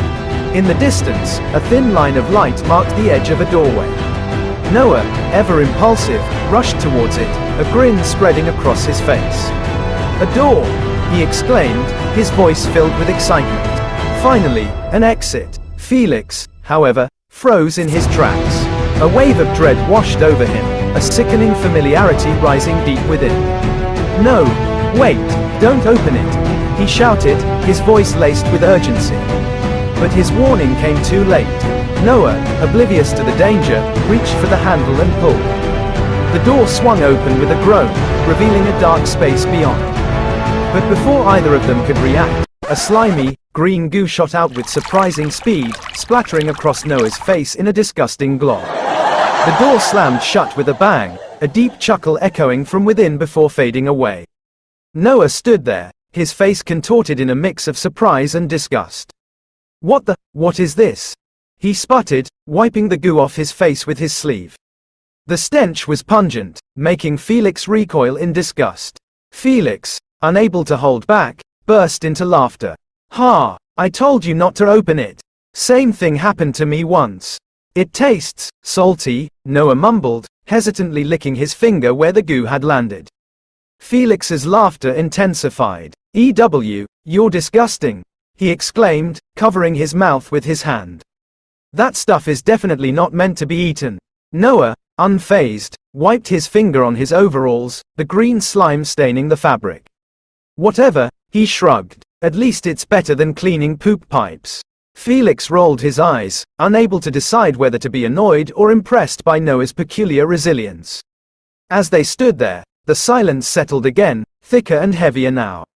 The memory of the experience hung in the air, a reminder of the unpredictable nature of the backrooms and the strange consequences it held. The passage wound its way deeper into the maze, the dim light casting long, eerie shadows. As they navigated the twisting corridors, Sarah and Josh walked in comfortable silence, a stark contrast to the tense encounter with Noah earlier. Josh, his heart pounding in his chest, felt a surge of courage. This felt like the perfect opportunity to express his feelings. He stopped suddenly, causing Sarah to turn in surprise. Hey, Sarah, he stammered, his voice barely a whisper. I just wanted to say. Sarah met his gaze, a gentle smile playing on her lips. Yeah, what is it, Josh? She asked, her voice tinged with amusement. Josh blushed, his cheeks burning under her scrutiny. I mean, are you really okay with being teamed up with me? I know you could have gone with Dr. Selvic, he trailed off, unsure how to complete his thought. Sarah, sensing his nervousness, chuckled softly. She took a step closer, their faces now only inches apart. Of course, I'm fine with you, she said, her voice barely above a whisper. In fact, I wanted it. Josh's heart leapt in his chest. He stammered, why you did, Sarah's smile widened. Yeah, she confirmed, her eyes sparkling. You're not so bad yourself, Mr. Accountant. Maybe not as smart, but definitely braver. Josh, flustered yet emboldened, countered, hey, I can be smart too. Before he could finish his playful protest, a blood-curdling scream echoed through the maze. It ripped through the air, shattering the fragile moment between them. Both Sarah and Josh froze, their faces etched with concern and confusion. The scream seemed to come from deeper within the passage, but their initial shock quickly turned into confusion. As they strained their ears, they heard no further sound, no movement, nothing to indicate the source of the scream. What was that? Josh whispered, his voice barely above a breath. Sarah shook her head, her brow knit in worry. I don't know, she replied. But it doesn't sound good. The weight of their interrupted moment hung heavy in the air, replaced by a sense of unease. The unexpected scream served as a stark reminder of the dangers that lurked within the maze, the ever-present threat that overshadowed their developing connection. The silence that followed the piercing scream felt even more ominous. Josh and Sarah, their hearts still pounding, cautiously moved deeper into the passage. Their nerves were frayed, every shadow in the dim light a potential threat. Just as their fear threatened to overwhelm them, a new terror materialized. A figure, clad in gleaming armor, wielding a wicked-looking sword, emerged from the gloom. Sarah gasped and instinctively hid behind Josh, her heart pounding against her ribs. Josh, surprised but determined, stood his ground, his eyes locked on the advancing knight. With frightening speed, the armored figure lunged forward, thrusting the sword towards them. A split-second reaction saved them. Josh, his body moving on pure instinct, pulled Sarah sideways. The sword missed its mark and embedded itself into the cracked wall of the passage. The knight, its initial strike thwarted, struggled to free the blade, pulling and twisting with surprising strength. Yet the sword seemed fused to the wall. It was their chance. Eyes shining with adrenaline-fueled determination, Josh spotted a loose stone at his feet. In one swift motion, he scooped it up and hurled it with all his might. It struck the armored figure square in the chest. To their astonishment, the knight seemed to shatter, the metal body crumpling upon itself, metallic pieces scattering across the floor. That was close, Sarah managed to say, her voice trembling slightly. She stepped out from behind Josh, her face pale but her eyes wide with surprise. Josh let out a breath he didn't realize he'd been holding. What the heck was that? Things are getting seriously weird in here, he muttered, still trying to process the unexpected encounter. With a shared glance of uneasy amazement, they continued deeper into the passage. The fear of the armored knight lingered, but fueled a new sense of determination. They had survived one surprise attack, and unsettling as it was, it also ignited a sense of resilience within them. Excitement shot through them as they spotted the exit at the end of Passage A. A sliver of hope cut through the lingering fear of the armored knight and the unsettling silence that followed. With renewed determination, they quickened their pace, eager to finally escape the maze's oppressive confines. But the backrooms had one final cruel trick to play. Just as they were about to step through the exit, the ground beneath them trembled. A monstrous form, sculpted out of rough stone, rose from the floor, blocking their path. Its misshapen eyes glowed with a menacing light, and its jagged limbs crackled with unnatural energy. Josh and Sarah instinctively fell into a defensive stance, backs pressed together, the earlier moment of closeness forgotten amidst this fresh danger. Their hearts pounded in unison, matching the thunderous roar of the rock creature as it prepared to attack. Suddenly, a sharp crack echoed through the passage. The rock monster froze, and before their very eyes, it crumbled to the ground, a shower of pebbles and dust cascading around them. Dumbfounded, they searched for the source of the attack and spotted Dr. Selvic emerging from the shadows. A battered pistol was still smoking in his hand, the lingering scent of gunpowder hanging in the air. Selvic, Josh exclaimed, a wave of both relief and surprise washing over him. He rushed towards his mentor, giving him an impulsive hug. You're alive, thank goodness. Selvic returned the hug, a look of relief replacing his usual calm demeanor. Yes, I told you I'd be alright, he reassured Josh. Sarah, her eyes still wide with shock, joined them. Wait, you had a gun this whole time? She asked in disbelief. Selvic chuckled sheepishly. No, I found this abandoned in another section of the maze, he explained. Came in handy, it seems. Then his brow furrowed in concern. Now, where are Felix and Noah? Have you seen him at all? Josh glanced back at the passageway. No, we split up. They took passage B. I thought they'd have made it out by now. Sarah sighed. Knowing those two, I highly doubt it. They're probably in trouble again. Selvic nodded grimly. Let's not waste any time then. We need to find them. He looked back towards the exit, determination hardening in his eyes. As they ventured deeper into the maze, the oppressive silence stretched between them. Josh, ever curious, broke the tension. Hey, Selvic, he began, how old are you, if you don't mind me asking? Selvic, caught off guard by the sudden shift in topic, replied, I'm 24. Whoa, that's not too far off. Josh exclaimed, I'm 22. Guess that makes you my senior guide, huh? A chuckle escaped Selvic's lips. Something like that, he said, a hint of amusement in his voice. Sarah, however, wasn't amused. Guys, that's not important right now, she interjected, her voice laced with concern. We need to find Felix and Noah. As if on cue, a familiar voice echoed through the maze. Hey, over here! It was Felix, emerging from a side passage, his disheveled appearance a stark contrast to his usual bravado. Relief washed over Josh. Felix, I thought we lost you and Noah. Selvic, however, noticed the absence of the other team member. Where is Noah? He asked, his voice firm but laced with concern.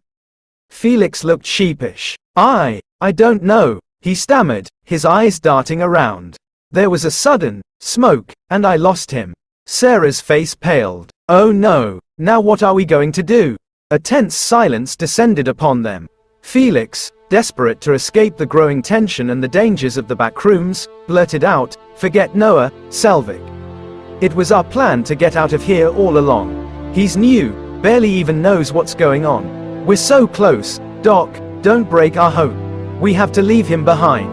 Josh and Sarah remained silent, their eyes shifting between Felix and Selvic, the weight of the decision hanging heavy in the air. Selvic's face was etched with conflict, his loyalty to his team warring with his inherent compassion. He saw the desperation in Felix's eyes, the yearning for freedom after countless encounters with the backrooms horrors.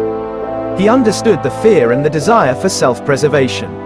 But leaving someone behind, especially someone like Noah who was new to this terrifying existence, went against everything he stood for. Selvic opened his mouth to speak, his voice wavering with indecision.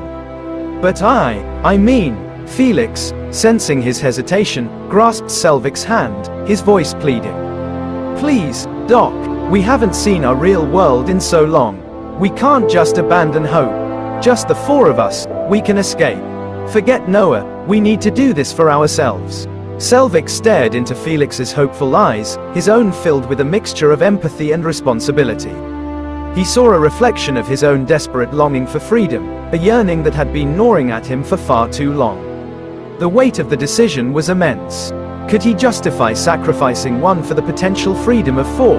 The answer, it seemed, lay shrouded in the murky depths of the maze, a path yet to be chosen. Voice. Sarah's voice cut through the tension, her normally strong demeanor tinged with a hint of doubt. Are we sure abandoning Noah is the right thing to do? She asked, her eyes imploring the others for reassurance.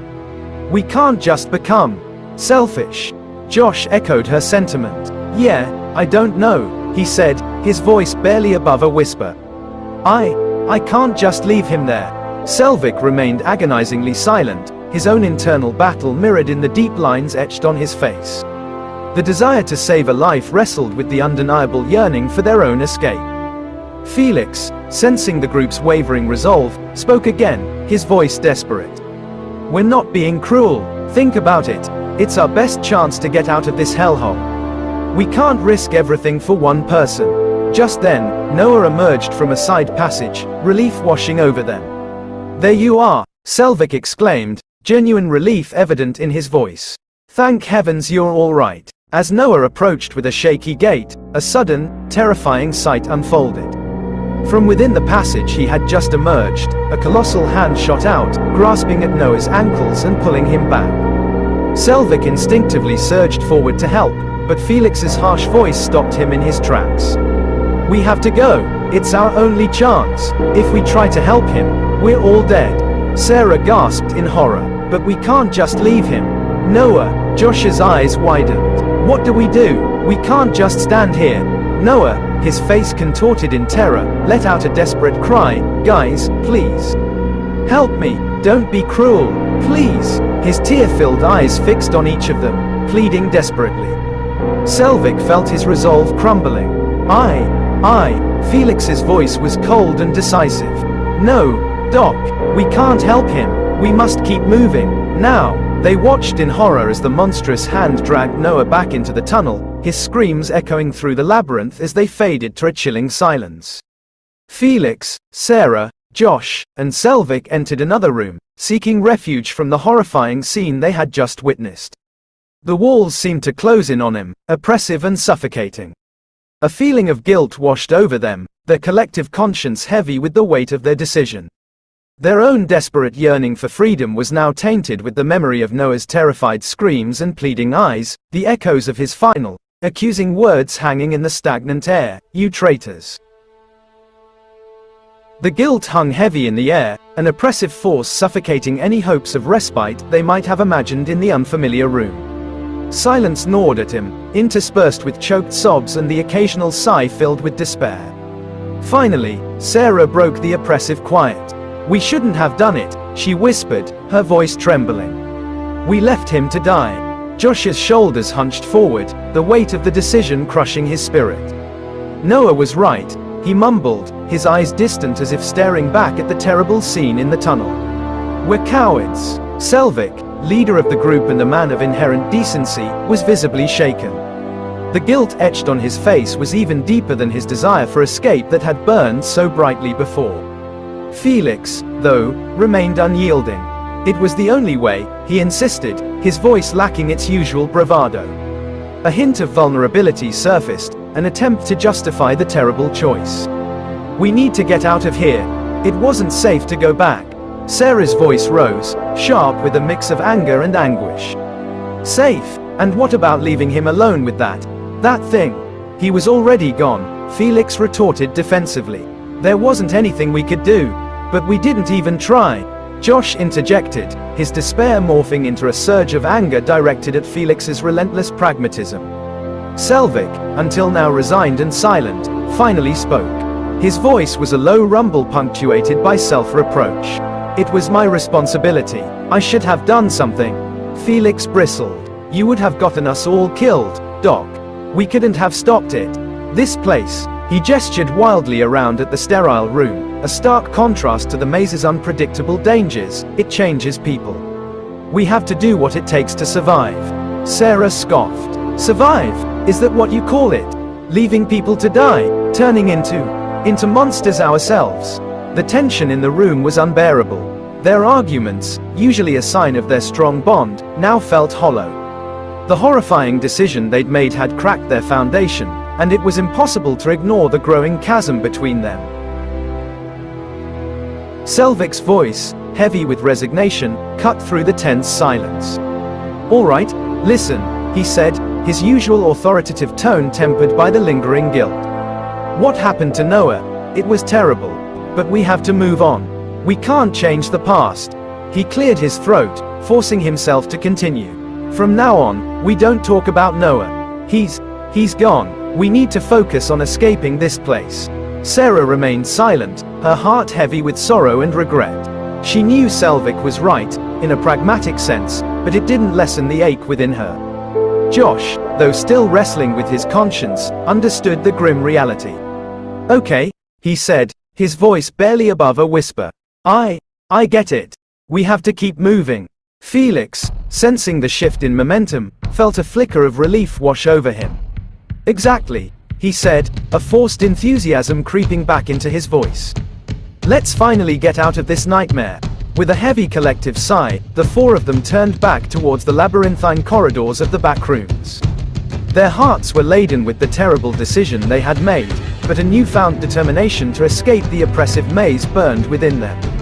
That, they agreed, would be their only way to honor the memory of the one they had left behind. As they ventured deeper, they encountered a long hallway.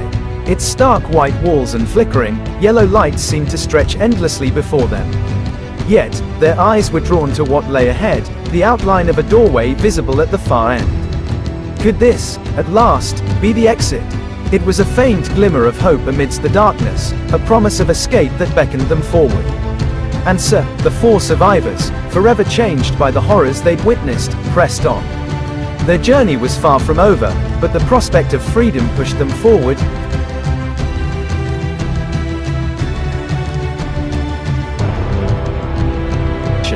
Their weary eyes finally found solace upon seeing a door at the end of the hallway. Across it, in bold lettering, shone the word, exit. A wave of relief washed over them, a feeling so intense it almost felt unreal after their arduous journey.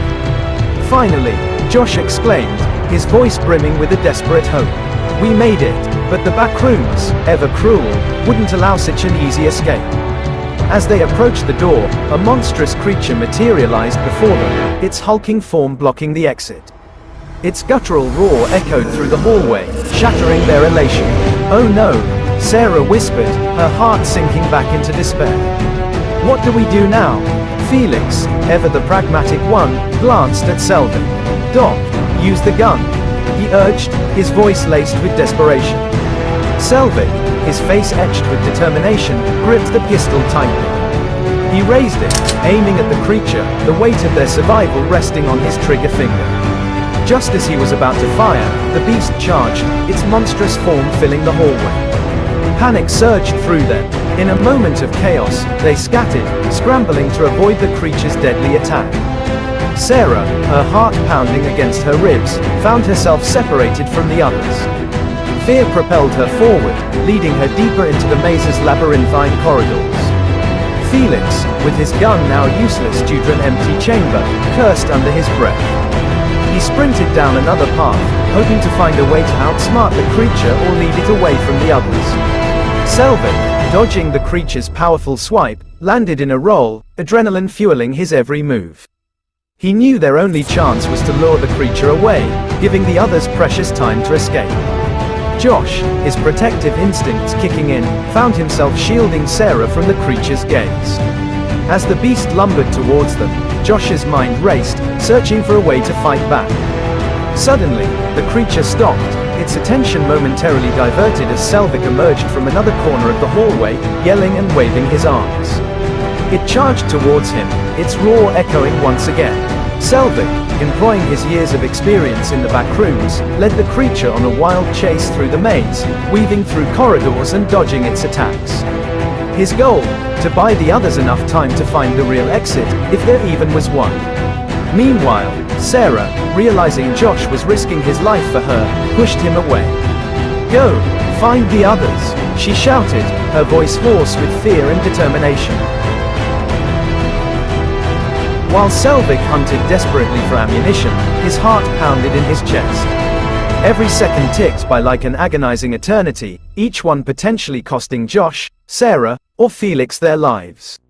Then, a glimmer of hope, a stray bullet cartridge lay abandoned on the cold floor. He dove for it, fingers fumbling as he hastily reloaded the gun. The creature's roar echoed through the maze, a grim reminder that someone was likely paying the price for his delay. The scene of chaos unfolded before him. The monstrous beast had cornered Josh, its gleaming claws an inch away from tearing into his flesh. Sarah's scream, raw with terror, ripped through the air. Josh, no! Josh closed his eyes, bracing himself for his imminent end. In that split second of absolute clarity, there was only the sting of regret he wouldn't be there for Sarah anymore. But fate, so often cruel within the Backrooms, had a twist in store. Felix, in a blinding surge of bravery or foolhardiness, lunged forward, shoving Josh out of the way. The creature's claw found its target, not in Josh, but in Felix's flesh. A gut-wrenching cry tore from Felix's lips as he stumbled backward. Josh, shocked and horrified, stumbled to his feet, shaken from the near-death experience. Selvic's opportunity had arrived. He raised the newly loaded gun, took aim, and fired. The creature screeched as the bullet found its mark, causing its form to flicker and distort. With a final, unearthly wail, it vanished, leaving nothing but an acrid smell hanging in the air. Silence fell, deafening in contrast to the previous cacophony.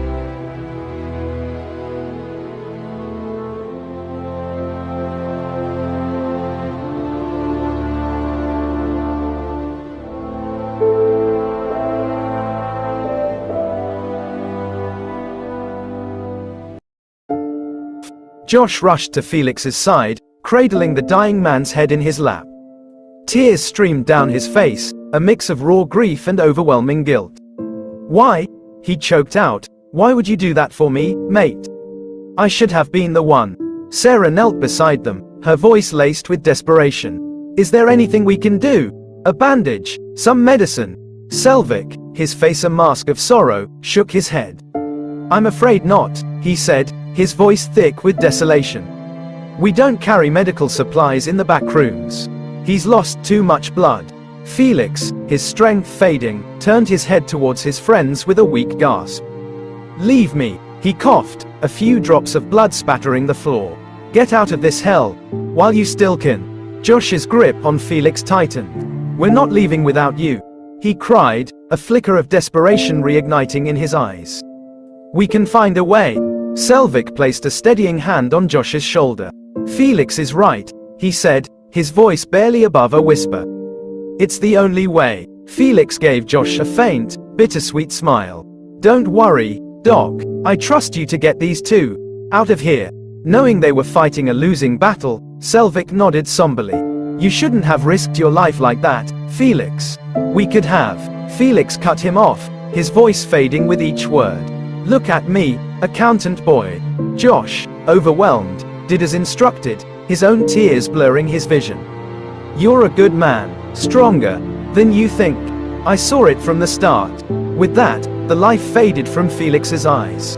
His body went limp, the final breath leaving his lips in a soft sigh. Josh erupted into a gut-wrenching sob. "No, no," he cried, holding Felix's lifeless body tightly. Sarah, her own face streaked with tears, choked out a sob. "He's gone." Selvic, with a solemn expression, gently closed Felix's eyes. "He's at peace now, Josh. We have to let him go." Josh continued to weep, his body shaking with uncontainable grief. Selvic wrapped an arm around the younger man, offering silent support as Josh mourned the loss of his friend. Sarah stood nearby, the weight of Felix's sacrifice crashing down on her.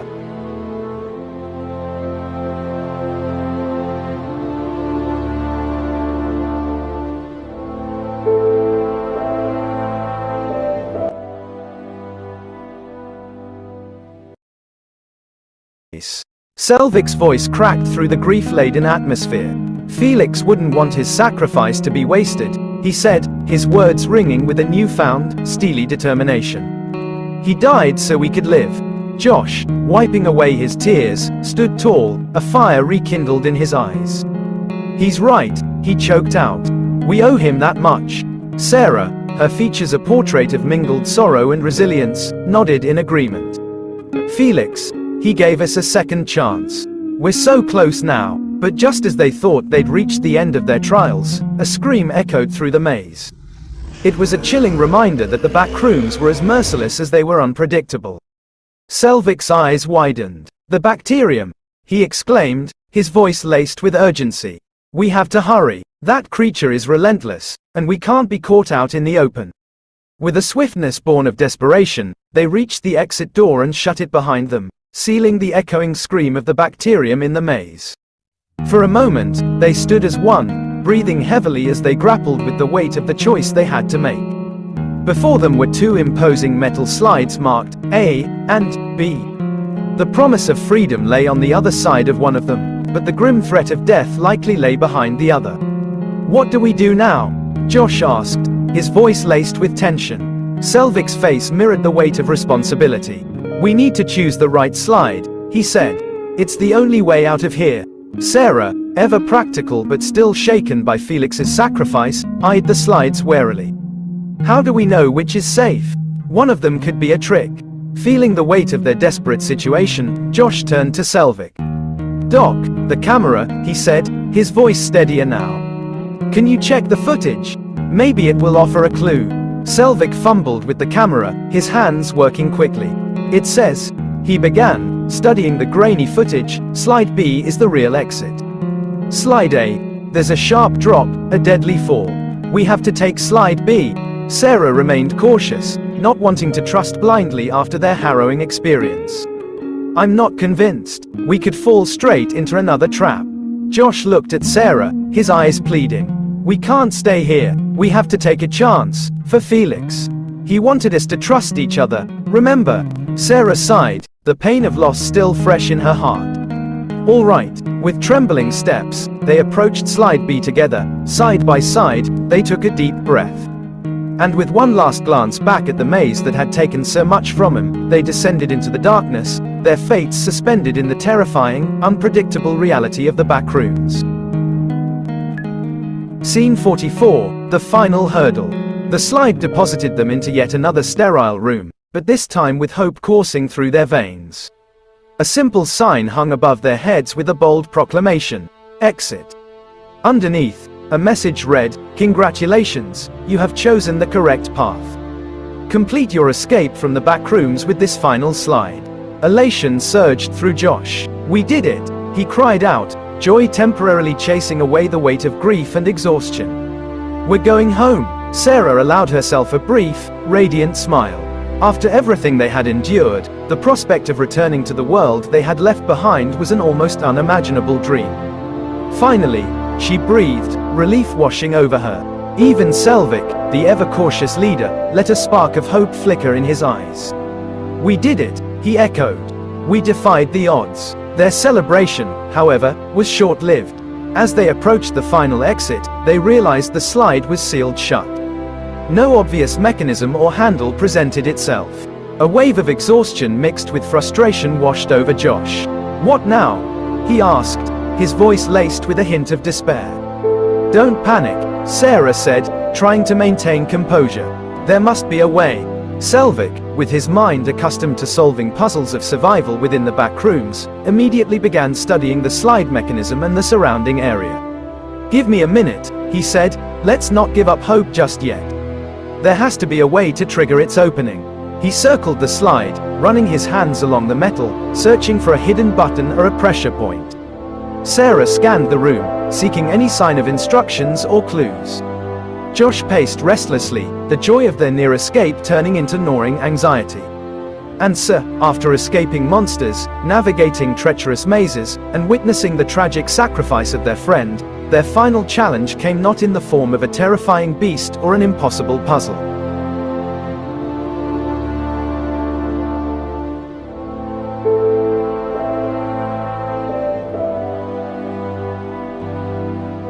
Well, a click and a whirring sound filled the room as Selvic discovered a hidden button, revealing the escape route.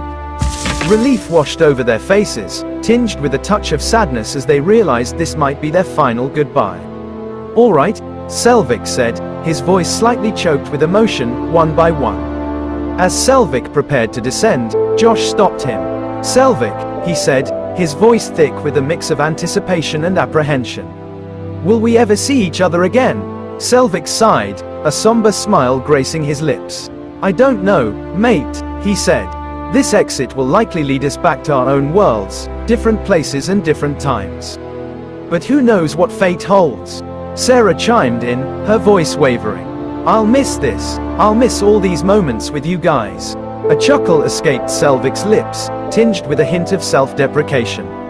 "You'll miss surviving monster attacks and navigating deadly mazes." Sarah grinned, a flicker of amusement breaking through the sadness. "No, silly, but I'll miss the camaraderie, the bond we formed. It's something I'll never forget."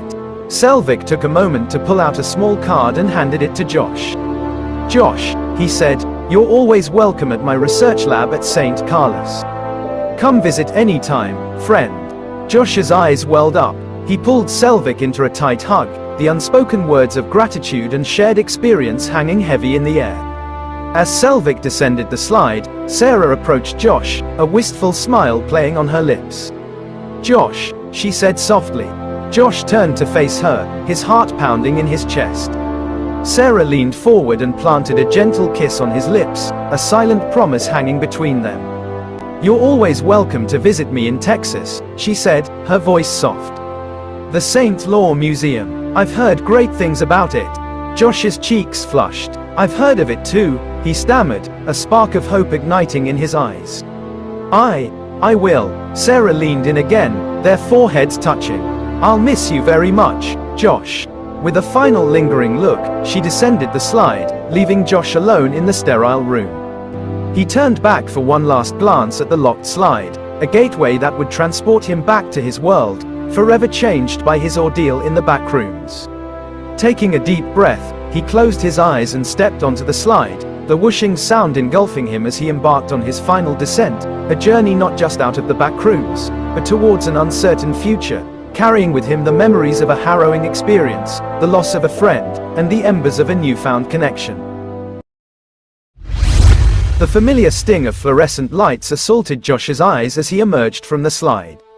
He blinked, adjusting to the sudden brightness after the stark white room of the back rooms. He found himself sprawled on the floor, behind his desk in his office. He sat up slowly, taking a moment to absorb the familiar surroundings. The droning hum of the computer, the stacks of papers, the framed picture of his family, it all felt surreal, a stark contrast to the nightmarish world he had just escaped. "Josh, you here?" a voice asked, breaking the silence. Josh turned to see Ms. Kensington, his boss, standing at the doorway, her face etched with concern.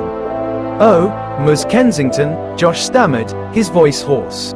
"Yes, I'm here. You haven't come to the office for a whole day," Ms. Kensington said, her voice laced with a mixture of annoyance and worry. "I told you to fetch those files and you suddenly disappeared." Josh's heart skipped a beat. He had been gone for an entire day in the real world. The time dilation within the back rooms seemed to defy logic. He struggled to find an explanation, the truth of his ordeal too unbelievable to even consider sharing. Instead, he sighed and muttered, I'm not feeling well. Apologies, Ms. Kensington." Ms. Kensington, her brow furrowed, seemed to accept his vague explanation for now. "All right," she said, her voice softening slightly. "For now, go home and get some rest. Your family is worried sick."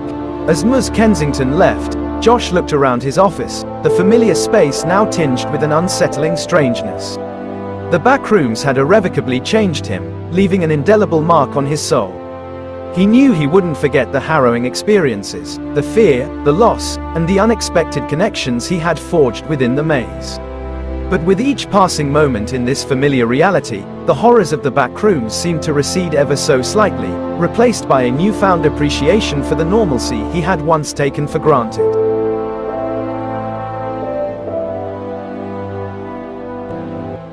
Josh's gaze drifted across his office, finally settling on his friend, David, leaning against the doorway.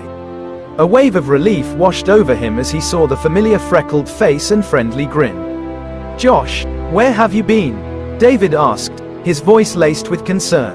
"You were missing for a whole day. The bosses were going crazy." Josh hesitated, torn between the urge to share his unbelievable story and the fear of sounding insane. With a sigh, he settled on a partial truth. "What? It was only a day?" He feigned surprise, his voice hoarse. I don't know, David. I just wasn't feeling well." David raised an eyebrow, skepticism evident in his gaze. "Not feeling well? You look like you've seen a ghost." Josh forced a smile, the memory of the back room still sending shivers down his spine. "It's nothing, just some late nights catching up on work." He knew he couldn't tell David everything, not yet. He wasn't even sure he fully understood it himself. But the memories of Sarah, Selvic, and Felix, the fear, the loss, the camaraderie, were etched deep within him. Sensing Josh's emotional turmoil, David clapped him on the shoulder. "Look, mate," he said in a concerned tone, "I think you need some serious rest. All this late night work is getting to you. How about we ditch the office for a bit and head to the bar?" "My treat." Josh pondered for a moment. He did crave normalcy, a chance to escape the lingering shadows of the back rooms. With a tired smile, he agreed. "Yeah," he said, a hint of genuine excitement creeping into his voice. "Let's go and have some fun." And sir, as they stepped out of the office and into the bustling city streets, Josh took a deep breath. He was still haunted by his experience, forever changed by the horrors he had witnessed and the bonds he had formed within the maze. The lights of the bar cast long shadows, reflecting Josh's contemplative mood. He and David had spent the evening catching up, laughing about old projects and sharing stories as they sipped their drinks. The hum of conversation and the clinking of glasses served as a welcome distraction from the lingering thoughts of the back rooms. As the night wore on, Josh took the opportunity to ask, "So, David, how's everything been going? I mean, while I was away, was it a complete disaster without me?" David smirked and leaned back in his chair. "Things were a bit chaotic at first," he admitted. "But surprisingly, it all worked out. The company just closed a huge deal, and the revenue looks great." Josh raised his eyebrows in genuine surprise, a sense of relief washing over him. He chuckled, "Well, that's certainly unexpected. Guess I'm not quite as irreplaceable as I thought, huh?" They shared a genuine laugh, the banter easing some of the tension that still lingered within Josh. As the evening wound down, however, a familiar pang of longing returned. David clapped Josh on the shoulder before getting up. "Right, well, gotta head out," he said. "Catch you later, mate." With a wave and a departing grin, David left Josh alone in the booth. The familiar melancholy swept over him as he watched his friend disappear into the bustling night. He thought of his other friends, the brave and enigmatic Dr. Selvic, and Sarah, with her sharp wit and quiet resilience. "I hope I'll see them again," he murmured to himself, a flicker of longing in his voice. With a sigh, he drained his glass and made the decision to head home. The warmth and love of his family, untouched by the nightmarish world of the Backrooms, awaited him. As he stepped out into the cool night air, he didn't look back. He couldn't erase the scars of the Backrooms, the memories that would forever remain with him. But for now, he could choose to focus on the present, the normalcy of his world, and the loved ones who had become his anchors. His time in the Backrooms was over. Now, it was time to step forward into the life that awaited him with a newfound appreciation for the people and the world he'd almost lost.